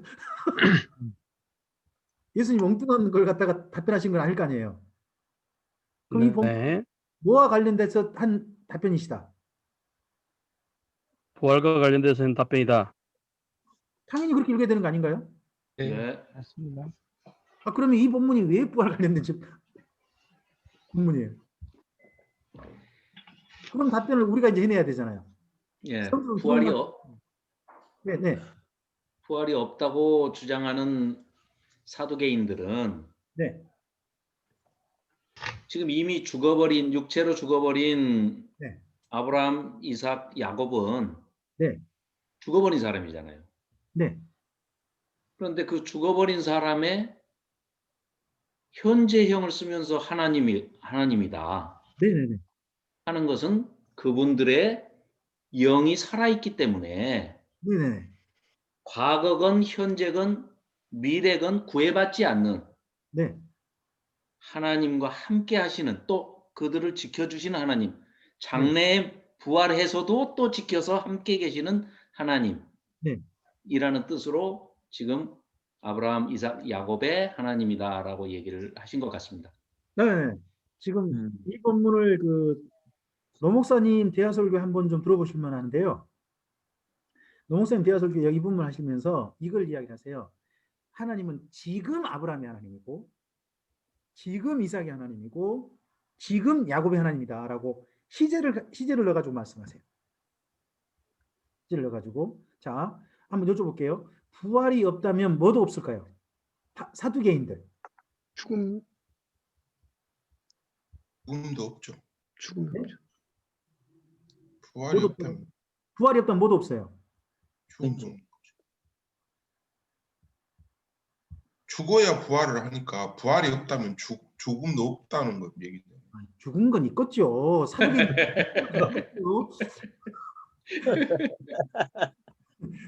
죽는데 왜 여기 지금 아브라함의 하나님이고 지금 이삭의 하나님이고 지금 야곱의 하나님이다 하는 게 아까 조홍현 집사님께서 지금 현재 뭐가 존재한다? 영. 현재로. 영. 그러면 사두개인이 뭐도 인정하지 않는다. 영도 인정하지 않아요. 맞아요. 사두개인들은 이 땅에 살고 끝난다는 거예요. 요즘 나온 저 여호와 증인들이 지금 살고 악인들은 지금 살고 끝나고 하나님께 택함 받는 사람들은 영원히 살게 된다 하는 걸 할 때 맨 처음 나왔던 이 의견이 이때 나온 의견부터 나온 거예요. 사두개인들은 애초에요. 한 사람이 영원히 살지 않는다고 생각을 해요. 사두개인들이 영원히 사는 방법이 뭐라고 우리 배우신 게 없으세요? 어느 정도 우리 학교에서 다 들었잖아요. 영원히 간다는 것은 천대가 그냥 대를 잇는 거다. 천대가 대를 잇는 거지 그 사람이 영원히 사는 건 아니다. 그러니까 당연히 뭐도 없다. 영도 없다. 근데 영이 있다고 누가 주장할까요? 바리새인들이 주장했단 말이에요. 영이 있다고 주장했어요. 영이 있다면 나중에 영이 있다고 주장된다면 그 영이 있다는 게 어디냐 그러면 모세오경 이후 성경이거든요. 모세오경 이후 성경. 모세오경 이후 성경에 내가 몸 밖에서 주님을 뵙겠다라는 이야기 어디 나오죠? 내가 이 몸 밖에서 주님을 뵐 것이다. 어디에 나와요? 욥기. 그리고 이 몸은 썩어지나 썩지 않고 계시는 한 분이 계신다 하는 얘기 시편에 나와요. 시편. 그래서 예수님 다윗의 그 시편이거든요. 주의 오른편에 계신 주. 그쪽 이야기를 나 신약성이 많이 인용해요. 저 베드로 설교라든지 그리고 바울 설교 이쪽으로 인용되고 있거든요. 그쪽 이야기에서는 모두 이야기해 몸, 썩지 않는 몸 또 이야기하고 있거든요. 그럼 그 이야기는 나중이니까 영이 있으면 뭐도 있다. 썩지 않는 몸. 그럼 뭐예요? 부활도 있다. 하는 거잖아요. 그럼 지금 아브라함이 영이 있다면 언젠가 그 아브라함 어떻게 된다? 부활한다. 그러니까 이건 철저히 그동안 답변 못했던 이 부활 논쟁에서 사두개인들의 어떻게 보면 늘 바리새인들을 향해서 아무 말 못하게 만들었던 그 숙제에 대해서 누가 풀어주신 거예요? 예수님. 그러니까 그 다음에 여기 왜 사두개인들이 말 못하고 하니까 그 다음 28절에 누가 와요? 서기관. 서기관이 바리새인 중에서 월급 받는 사람들이잖아요. 일하는 사람, 공직에 나간 사람들. 그 사람 예수님이 답변 잘한 줄 알고 평소 속죄했던 걸 드디어 해결하신 거죠. 예수님께서. 그래서 여기 본문이 그냥 나는 아브라함의 하나님이고 이삭의 하나님이고 하고 이걸 예수님이 그냥 이야기하신 게 아니란 말이에요. 이제 이 부분들을 전부 다 부활 관련된 이야기라는 걸 우리가 좀 이해를 하고 이제 성도님들 설교 준비가 되셔야죠. 그러잖아요. 적어도 여기까지 어느 정도 해석이 되고 난 다음에 본문을 가지고 성도 앞에 서야지. 이 본문을 할 때 갑자기 나는 아브라함의 하나님, 이삭의 하나님, 야곱의 하나님이 왜 뜬금없이 부활 논쟁이 들어왔냐? 라는 질문했을 때 뭐라고 답변하실 거예요? 적어도 성경 인용, 구약 성경 인용에 대해서는 적어도 목사님들이 어느 정도 답변할 준비가 되셔서 서야 한다고 저는 생각합니다. 네, 그 정도까지만 해드리고요. 다만 마지막에 너희가 크게 오해하도다 그러지 않습니까? 자, 오해 중에 두 가지 오해가 있죠. 너희가 오해하도다가 있고요. 크게 오해하도다가 있어요. 네. 차이가 뭐예요? 오해와 크게 오해의 차이점.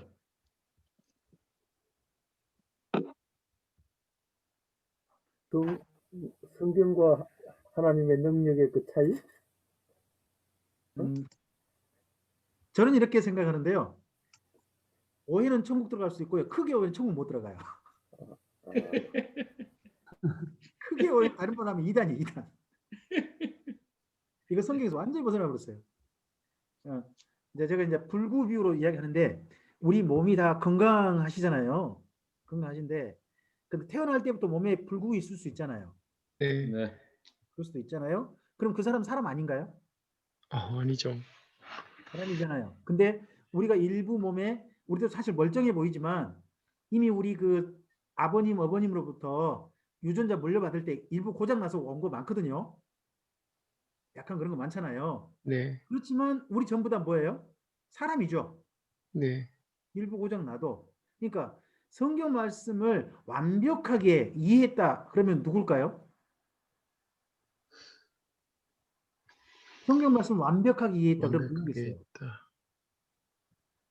저는 그분은 성령님밖에 없다고 생각합니다. 아니 칼빈이건 뭐 루터건 또 제가 존경하는 노모 목사님이건 그런 분들도 성령에 감동된 사람이지 성령님은 아니잖아요. 네. 그러면 사람은 전부 다 뭐 할 수 있다? 오해할 수 있다. 네. 우리가 성경 말씀을 100% 완전 이해한다. 이건요 천국 가서 알아봐야 돼요. 제가 지금 설명드린 것도 뭔가 실수했을지 모르는데 10편 118편 나중에 가보니까 예수를 못 듣고요. 예수를 탁 찍어가지고 이해한 건데 그리고 가보면 분명히 뭔가 오해한 것도 있을 거란 말이죠. 네. 그럼 있을 거 아니에요. 근데 그런 오해가 적은 오해면 그래도 사람이라는 거죠. 근데 심장이 고장 났다면요. 심장이 완전히 못 쓰게 됐다. 간이 기능이 멈춰버렸다. 있죠. 폐가 기능이 멈췄다. 그럼 뭐죠? 신신되는 거죠, 뭐. 죽는 거예요. 네. 그래서 우리 몸에 5장 있잖아요. 5장. 네. 5장은 생명 관련된 거거든요. 그럼 고장나면 안 돼요. 저는 거기가 고장난 게 크게 오해했다고 생각해요. 성경이 있는 걸로 본다면. 우리 성경 부분 중에 크게 오해하지 말아야 될 부분이 있다는 거죠. 그러면 여쭤볼게요. 교회에서 크게 오해하지 말아야 될 이 정도는 크게 이 부분은 크게 오해하지 말아야 된다. 여기는 적어도 바르게 이해된다. 정상적이 한다. 움직일 수 있어야 된다. 라고 교회가 적어도 이 부분은 다르게 하십시오라고 성도들에게 알려야 될 게 뭘까요? 그걸 모아놓은 거. 저는 그게 신앙 고백이라고 생각해요. 이 부분은 적어도 고장나면 안 된다는 거죠. 그래서 우리가 사도신경으로 신앙 고백하잖아요. 예. 사도신경이 네. 사도신경으로 신앙 고백하는 거 맞다고요. 네. 그러니까 사도신경이 뭐예요? 적어도 이 부분 고장 나면 안 된다는 거죠. 이 부분에 대한 오해가 있으면 안 된다는 거죠. 그런 부분들. 그러니까 부활에서 오해하면 어떻게 되죠? 아이고, 이단되는 거죠. 네. 그래서 우리가 사도신경 신앙 고백 속에 뭘 넣었어요? 몸이 다시 사는 것과 네, 몸의 부활. 성경 표현 잘 보시기 바랍니다. 영의 부활을 하지 않았습니다. 뭐의 부활? 몸의 부활. 우리가 믿는 건 뭐의 부활이라고요? 몸의 부활. 이걸 믿는 겁니다. 이게 교회 신앙 고백으로 우리가 받아들이는 거죠. 그 부분을 그러면 적어도 성도들도 그 부분에 대해서 바르게 믿도록 우리 가르쳐야죠. 그 부분에 대해서 오해하면 안 되는 거죠. 이런 부분들은 오해하지 말자 하는 부분들은 한번 생각해 볼 만한 부분이라고 봅니다. 자, 그 다음 28절부터 34절까지 네. 우리 조홍현 집사님 부탁드릴까요? 서기관 중 한 사람이 그들이 변론하는 것을 듣고 예수께서 잘 대답하신 줄을 알고 나와 묻되 모든 계명 중에 첫째가 무엇이니까? 예수께서 대답하시되 첫째는 이것이니 이스라엘아 들으라. 주 곧 우리 하나님은 유일한 주시라. 내 마음을 다하고 목숨을 다하고 뜻을 다하고 힘을 다하여 주 너의 하나님을 사랑하라 하신 것이요. 둘째는 이것이니 내 이웃을 내 자신과 같이 사랑하라 하신 것이라. 이보다 더 큰 계명이 없느니라. 서기관이 이르되 선생님이여 옳소이다. 하나님은 한 분이시요 그 외에 다른 이가 없다 하신 말씀이 참이니이다. 또 마음을 다하고 지혜를 다하고 힘을 다하여 하나님을 사랑하는 것과 또 이웃을 자기 자신과 같이 사랑하는 것이 전체로 드리는 모든 번제물과 기타 제물보다 나으니이다. 예수께서 그가 지혜 있게 대담함을 보시고 이르시되 내가 하나님의 나라에서 멀지 않도다 하시니 그 후에 감히 묻는 자가 없더라. 아멘. 네.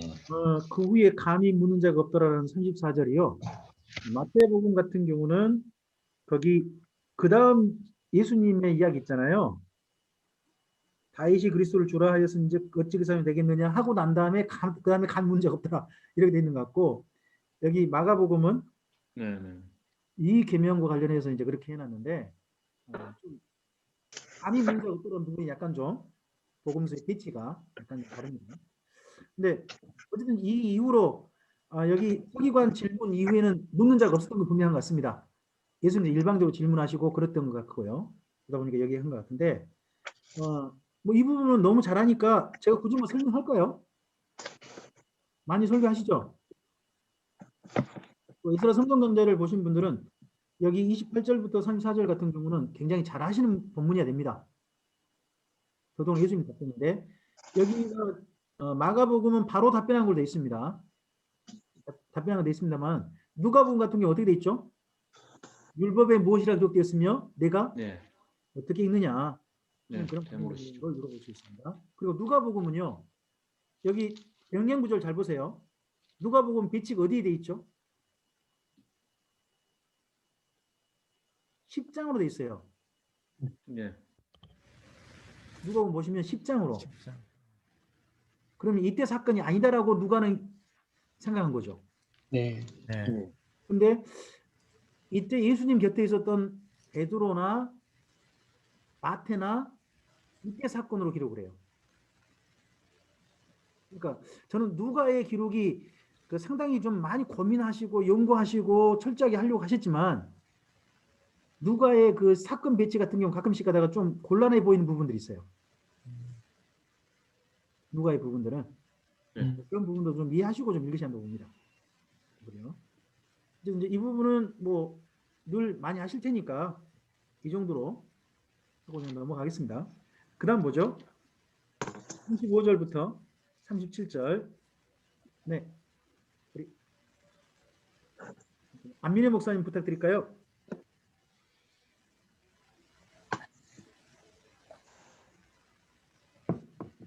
제가 안 눌렀네. 안민혜 목사님. 네, 음성을 여시고 음성이 꺼져 있습니다. 안민혜 목사님. 죄송합니다. 네네. 35절부터 읽겠습니다. 예수께서 성전에서 가르치실새 대답하여 이르시되 어찌하여 서기관들이 그리스도를 다윗의 자손이라 하느냐. 다윗이 성령에 감동되어 친히 말하되 주께서 내 주께 이르시되 내가 네 원수를 내 발 아래 둘 때까지 내 우편에 앉았으라 하셨도다 하였느니라. 다윗이 그리스도를 주라 하였은즉 어찌 그의 자손이 되겠느냐 하시니 많은 사람들이 즐겁게 듣더라. 아멘. 아멘. 5절부터 두 에피소드를 보시면 예수께서 가르치셨다고 나옵니다. 둘 다. 35절도 가르치셨다. 그 다음에 38절도 보시면 가르치셨다. 성전에 예수님이 왜 들어가신 거죠? 그러면 가르치시려고 들어가셨다. 그럼 가르치실 수 있는 장소는 어딜까요? 성전에. 이방인의 뜰, 마당, 이방인에 대해서 가르칠 수 있을까요? 솔로몬 행각. 네? 모세의 솔로몬의 행각. 솔로몬 행각이겠죠. 제 생각. 거기 이방의 뜰은요, 여인의 뜰이기도 하거든요. 기도하는 장소예요. 기도하는 장소에서 거기는 들어가면 예수님께 들어가실 일이 없다고 봅니다, 저는. 그래서 성전에 들어갔던 장소는 거기 이방인의 뜰 들어가기 전 넓게 만들어 놓은 거기 솔로몬 행각이라 불리는 곳, 베데스다 연못 있고 거기였을 거라고 저는 생각합니다. 근데 학자들도 거기로 볼 겁니다, 전부 다. 그 안에서 가르쳤다라고 보는 것은 어렵습니다. 예수님이 그런 성전 제도를 무시하시고 그 안에 들어가셨다. 그거 말이 안 된다고 저는 생각합니다. 그런데 거기서 가르치셨는데 먼저 그리스도를 다윗의 자손이라 할 때 여기 유명한 36절에 나오는 시편의 다윗 본문, 다윗의 시편 이 본문을 이야기하고 이 본문을 나중에 또 이제 뭐 사도들도 인용하기도 하고 그렇습니다. 근데 사람들이 어떻게 들었다? 즐겁게 이 많은 사람이 누구예요? 많은 사람. 6월절 지키러 온 사람. 네? 6월절 지키러 온 사람. 예, 그러겠죠. 여기 솔로몬 행각에서 만나는 그런 사람들. 그러면 제자 무리만 아닐 거예요.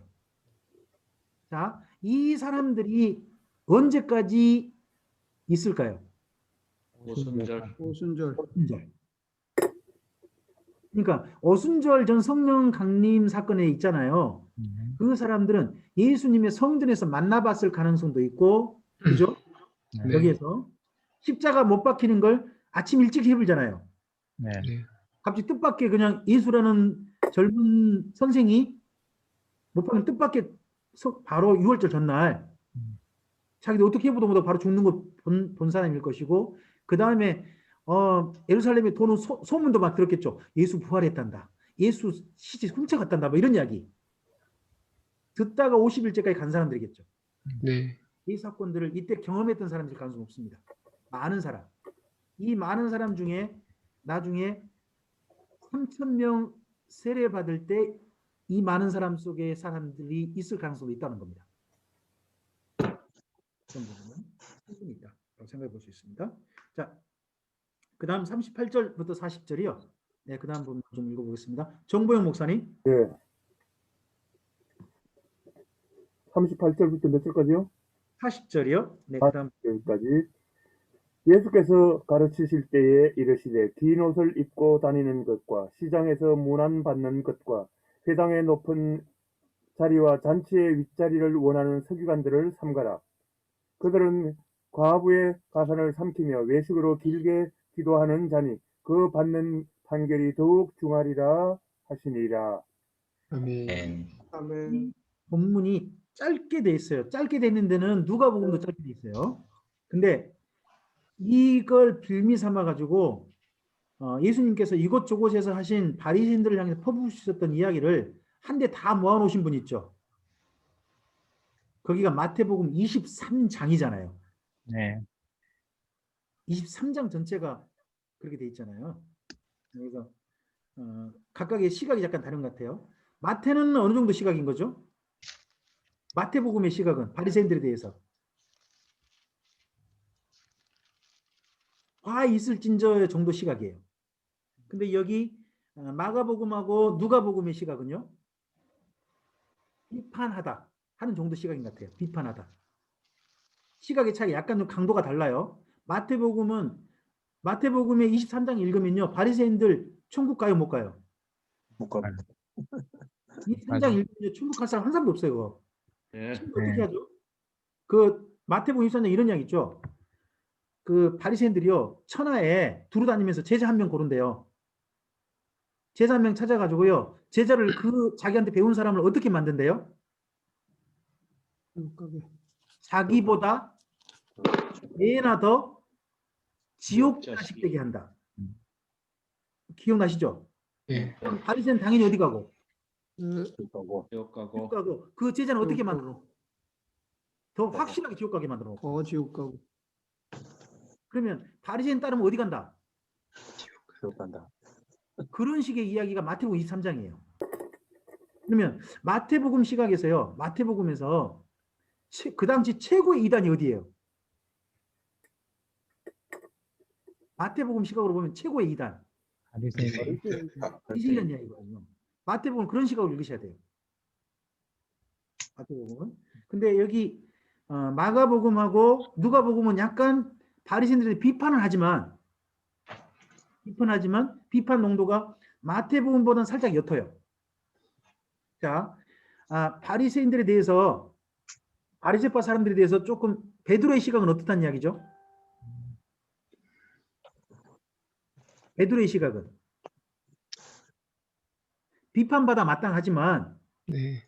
그들 전부가 지옥 갈 사람은 아니다는 쪽 시각이 베드로의 시각인 것 같고요. 또 누가도요?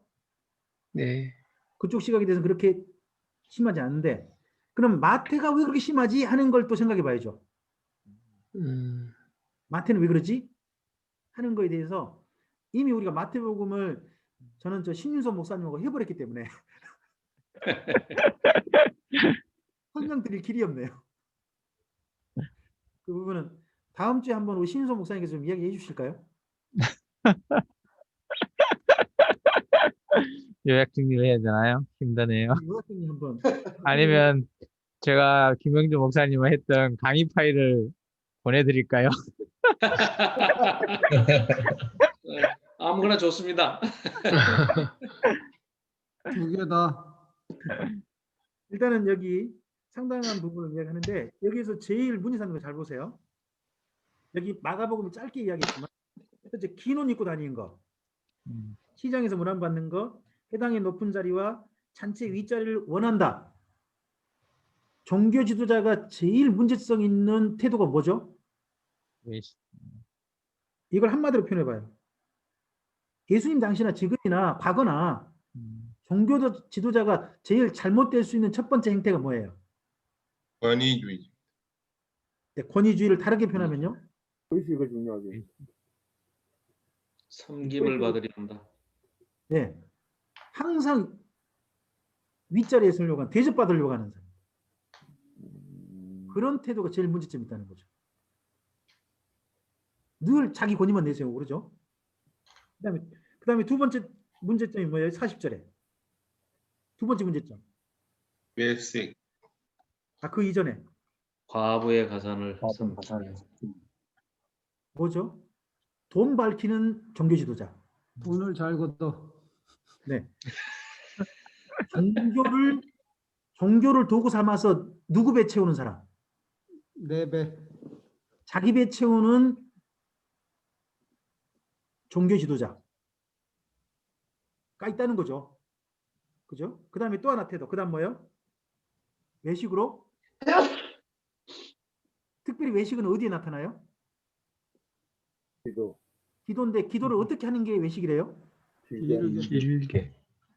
우리나라 목회자는 기도 어느 정도 해야 돼요? 4시간. 4시간. 정말 목사님 말씀은 성공하는 목회자고요. 목회자면 적어도 일반 성도는 어느 정도? 성결교단이 다 아니라고 모르는 거예요? 적어도 기도 1시간 이상. 목회자는 적어도 몇 시간? 2시간. 성공하려면 몇 시간 이상? 3시간. 그리고 진짜 응답 받으려면 몇 시간? 하나님 보좌를 흔들어 버려야 된다. 몇 시간? 2시간. 8시간. 8시간. 아니 우리나라 다 나온 이야기예요 지금. 우리나라는 기도를 어떻게 하라는 거죠 전부 다? 길게. 양으로 승부하라. 소나무 뿌리를 뽑을 때까지. 말씀 나온 중에요. 네. 궁금한 게 기도의 양을 채우는 거, 네. 기도의 시간을 채우는 거, 그건 어떻게 이해를 해야 돼요? 아, 저는 그렇게 배웠어요. 근데 기도의 시간 채우라 뭐 이거 다 배우고 소나무 뿌리 뽑아야 된다는 것도 제가 다 배웠던 내용이고 다 그런 건데 어쨌든 이제 예수님께서는 그런 외식으로 길게 이제 이건 물론 있어요. 진심으로 하지 않고 뭐라고요? 외식. 그러면 이거 누구한테 보이려는 거죠? 사람한테. 사람. 근데 혹시 새벽기도 기도해 보셨어요? 친구들과 함께? 안 갑니다. 참 안 갑니다.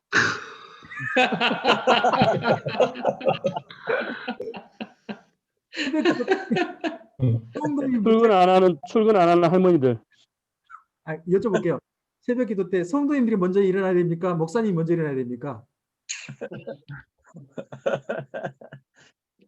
누가 먼저 일어나야 되죠?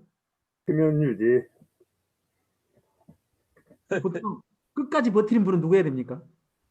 목사님이 해야지. 버티는 방법이 뭐죠? 자야지 뭐 그 관계상에서. 자면 안 돼요. 기도 소리 들려야 돼요. 안 해보셨어요? 다 기도 소리 들려야지. 성도들한테. 끝까지 성도 나갈 때 뭔 소리 듣고 나가야 돼요? 목사님 기도 열심히 한다. 네, 그 소리 듣고 나가야 된다고. 오늘도 우리를 위해서 이렇게 열심히 기도한다. 하나님 기도한다. 제가 기도 제목 주고 같이 끝내면 안 돼요? 네? 기도 제목 주고 같이 끝내면 안 돼요? 아, 글쎄 제가 그렇게 기도는 안 해요. 한번 해보세요. 새벽 기도할 때 했던 부담감이 뭐냐 그러면 성도보다 더 오래 기도해야 된다 하는 부담감으로 저는 기도를 했어요. 지금도 그러세요? 네? 목사님 지금도 그러세요? 아, 지금 우리 교회 새벽 기도 없어요. 아니 새벽도 있다면 지금도 그러실 거예요. 아우 그 옛날 얘기잖아요. 옛날 얘기. 옛날 얘기. 그랬어요라고 했죠 제가. 예, 그래 옛날 얘기. 지금 그런다는 이야기는 안 했어요 제가. 예. 아, 그런데 이게요, 지금, 기도하는 문제가, 네. 지금, 에스라 하우스에서 공부를 하신 분들이 그걸 지키는 분이 얼마나 있었는지 모르겠으나, 네네.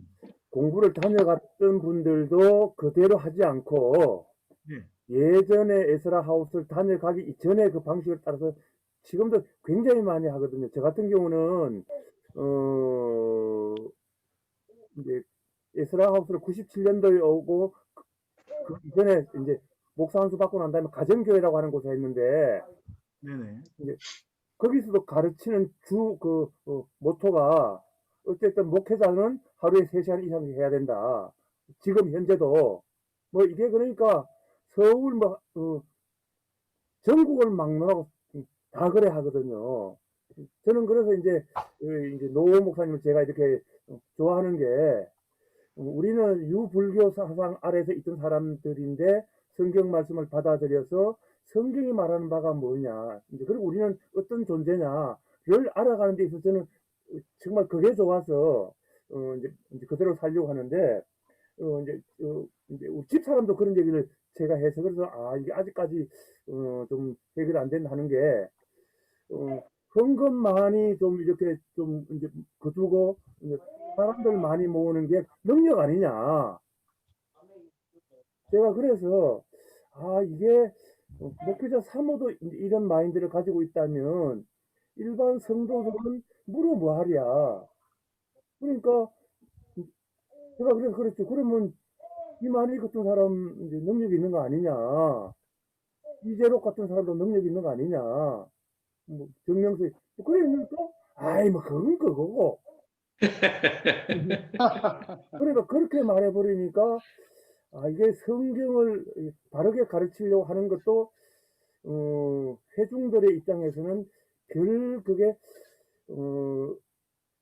원하는 바가 아닌 거 아닌가 좀 그런 마음이 들었어요. 어쨌든 이제 다른 분들은 어떠신지 모르겠는데 어쨌든 이제 오늘 여기 본문 가지고 몇 개 정리해 보죠.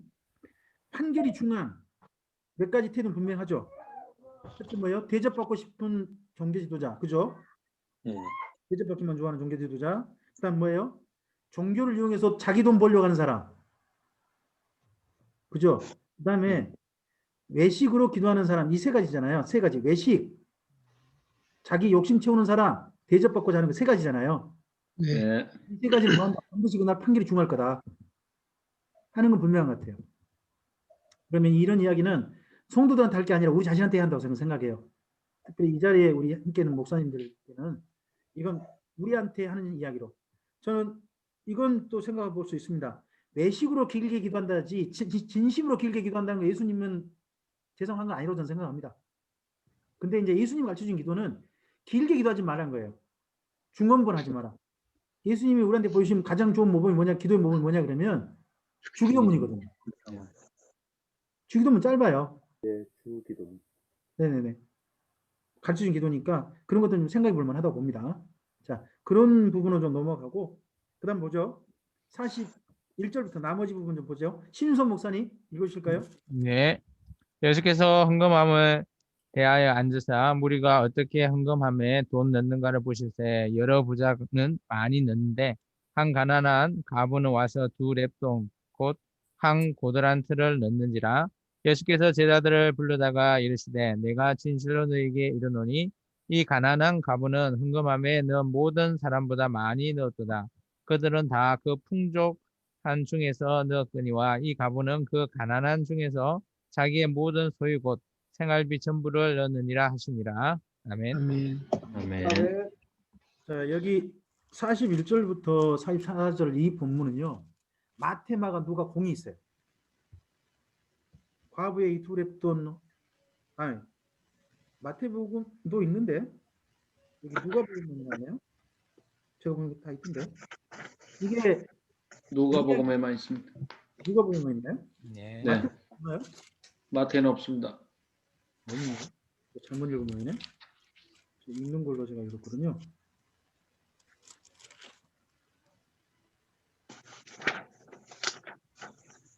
네, 없네요. 있군요. 네네네네. 이 과부의 2렙돈 부분이 어떤 분들은 이걸 어디다 활용하냐 그러면 11조 부분에다 이용하더라고요. 근데 그 11조 아닌 건 아시죠? 네. 네. 네. 연복괴라고 하는데 연복의 특징, 연복이란 말이 뭐죠? 어떤 헌금이죠? 구제. 목적 헌금. 네, 특별 목적 헌금을 가리킨 표현이 연보입니다. 그러니까 특별 목적 헌금이면 전부 다 어디에 속하냐면 연보에 속합니다. 혹시 그 교회에서 특별 목적 헌금 들이시지 않나요? 가령 이거 어디 선교 헌금 바치겠습니다. 또 이거 교회 건축하는 헌금하는데 써주십시오. 뭐 이렇게 특별히 지정해서 바치는 거 있잖아요. 지정해서. 네. 그런 걸 가리켜서 특별 목적 헌금이라고 그럽니다. 연보. 연보로 갑니다. 그 연보 중에 대표적인 구약의 연보. 사실 특별 목적 헌금에 가깝다라고 하는 대표적인 게 뭘까요? 제2 11조? 원래 11조가 특별 목적 헌금이었습니다. 1년에 한 번씩 1년에 한 번 해서 그걸 누구한테 대상 목적이 정해져 있죠. 레이. 레이와 가부 뭐. 레인과 그리고 가난한 사람 3년에 한 번, 그죠? 딱 목적이 딱 정해져 있지 않습니까? 이런 걸 가지고 연보로 갑니다. 그러니까 원래 11조도 연보해야 됩니다. 근데 우리 교회에서 지금 이게 특별 목적 헌금이 들어갑니까? 아니면 일반 경상 재정이 들어갑니까? 일반 재정으로. 일반 재정으로 넣거든요. 네. 이게 원래는 일반 재정이 아닙니다. 이거 한번 좀 논의해 볼 만한 내용인데 어쨌든지 여기서 바치는 건 뭐냐 그러면 이 과부하고 부자 드렸던 것은 성전 건축원금이었습니다. 헤롯 성전. 자, 11조는 누가 드리죠? 어떤 사람이 드리죠?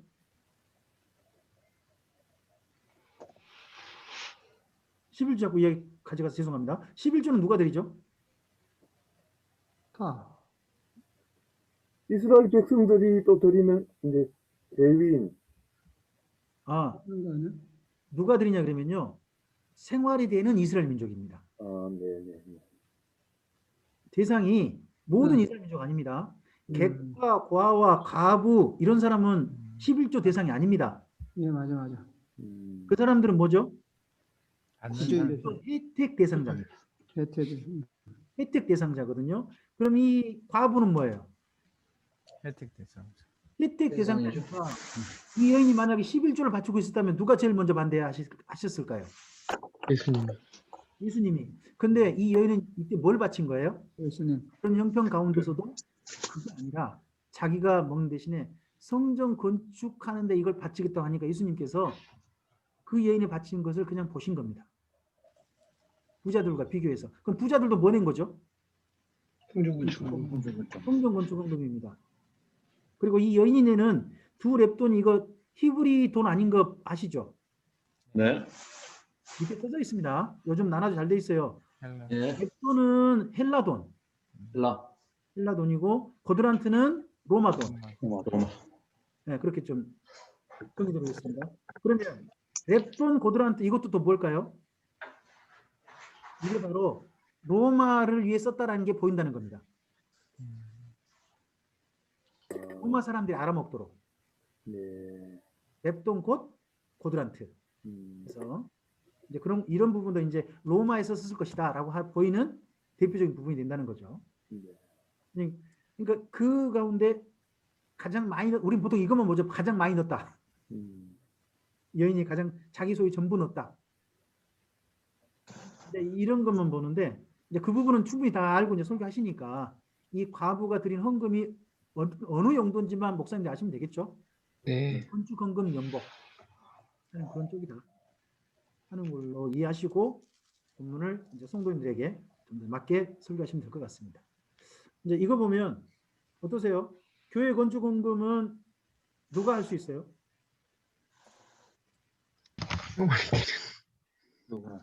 누구든지. 다. 가난한 자도 가능하다는 거죠. 이런 부분은. 그죠? 네. 예수님 안 말리셨잖아요. 네. 여인이 드린 거에 대해서는. 11조를 냈다면 누가 말렸을까요? 예수님 말리셨죠. 네. 그래서 우리가 뭐 가난한 자는 다 항상 혜택을 받으라 성경 그런 거 없어요. 가난한 자도 자기의 형편껏 연보로 특별 목적금 할 수 있다 하는 부분들은 또 충분히 있습니다. 네, 오늘 여기까지 하죠. 제가 건 여기까지 좀 했던 것 같습니다. 잠깐만요. 네네. 그 아까 제가 이제 여쭤보려다가 못 여쭤봤는데요. 네. 마가복음 12장 35절에 보면 예수께서 성전에서 그랬잖아요. 이제 그러다가 39절에 와서는 회당에서 그러잖아요. 어디요? 39절에 와서는 이제 회당의 높은 자리와 그러잖아요. 그러니까 네. 마가복음 12장 35절에서는 예수께서 성전에서 가르치실 때 이렇게 말씀하셨고, 네. 또 39절에서는 회당의 높은 자리와 이랬잖아요. 네. 이 얘기는 성전과 회당이 이때 당시는 이제 중첩됐던 얘기인가요, 그러면? 그 회당도 있고 두 가지 함께 시대잖아요. 네, 그러니까 제사는 어디서만 가능하고요? 성전에서 가능하고, 근데 매주 안식일, 네. 안식일 날은 어디서 모여요? 회당에서 모이거든요. 회당에서 매주 안식일에 성전에는 누가 갈까요? 제사장. 성전에서 일하고 있는 사람은? 네? 제사장들만 가요 그러면? 네네. 절기 때 일반인들이 어디 가요? 성전에. 성전. 성전 제사로 가는 거고, 그럼 평소 이때 이 네. 예루살렘 사람들은 평소에도 성전 갔어요. 평소에도 뭐하러 가요? 기도하러. 기도하러. 네. 하루에 몇 번? 3번. 4번. 어, 아, 그렇게 갔죠. 그럼 구분이 있죠. 구분이 있죠. 그 대신에 회당의 안식일에 제일 높은 자는 누가 앉아요? 남자. 그 높은 데를 뭐라고 부르죠? 그 모세의 자리. 모세의 자리. 모세의 자리. 모세의 자리. 요즘 교회 예배당에서 제일 높은 자리 누가 차지하시죠? 아니, 네, 목사님이 항상 강대성이 높아요.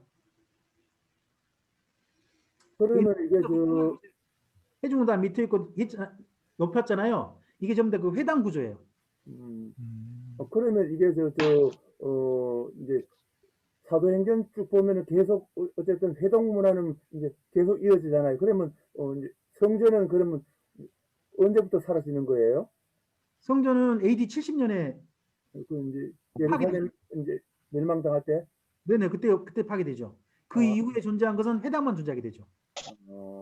회당만.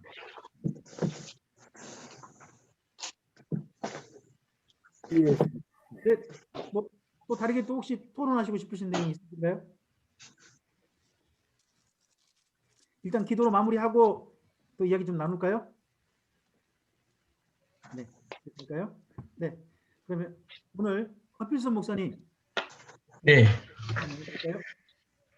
하나님 오늘 마가복음 12장 말씀을 통해서 귀한 진리를 발견합니다. 하나님 오늘 우리에게 위험한 것들을 잘 이겨낼 수 있도록 도와주시고 또 하나님 말씀을 잘 따라갈 수 있도록 도와주시고 또 가르침을 받아서 잘 전달할 수 있도록 함께하여 주시옵소서. 함께하는 모든 분들 섬기는 교회와 가정을 기억하여 주시옵소서. 예수님 이름으로 기도합니다. 아멘. 네. 감사합니다. 감사합니다.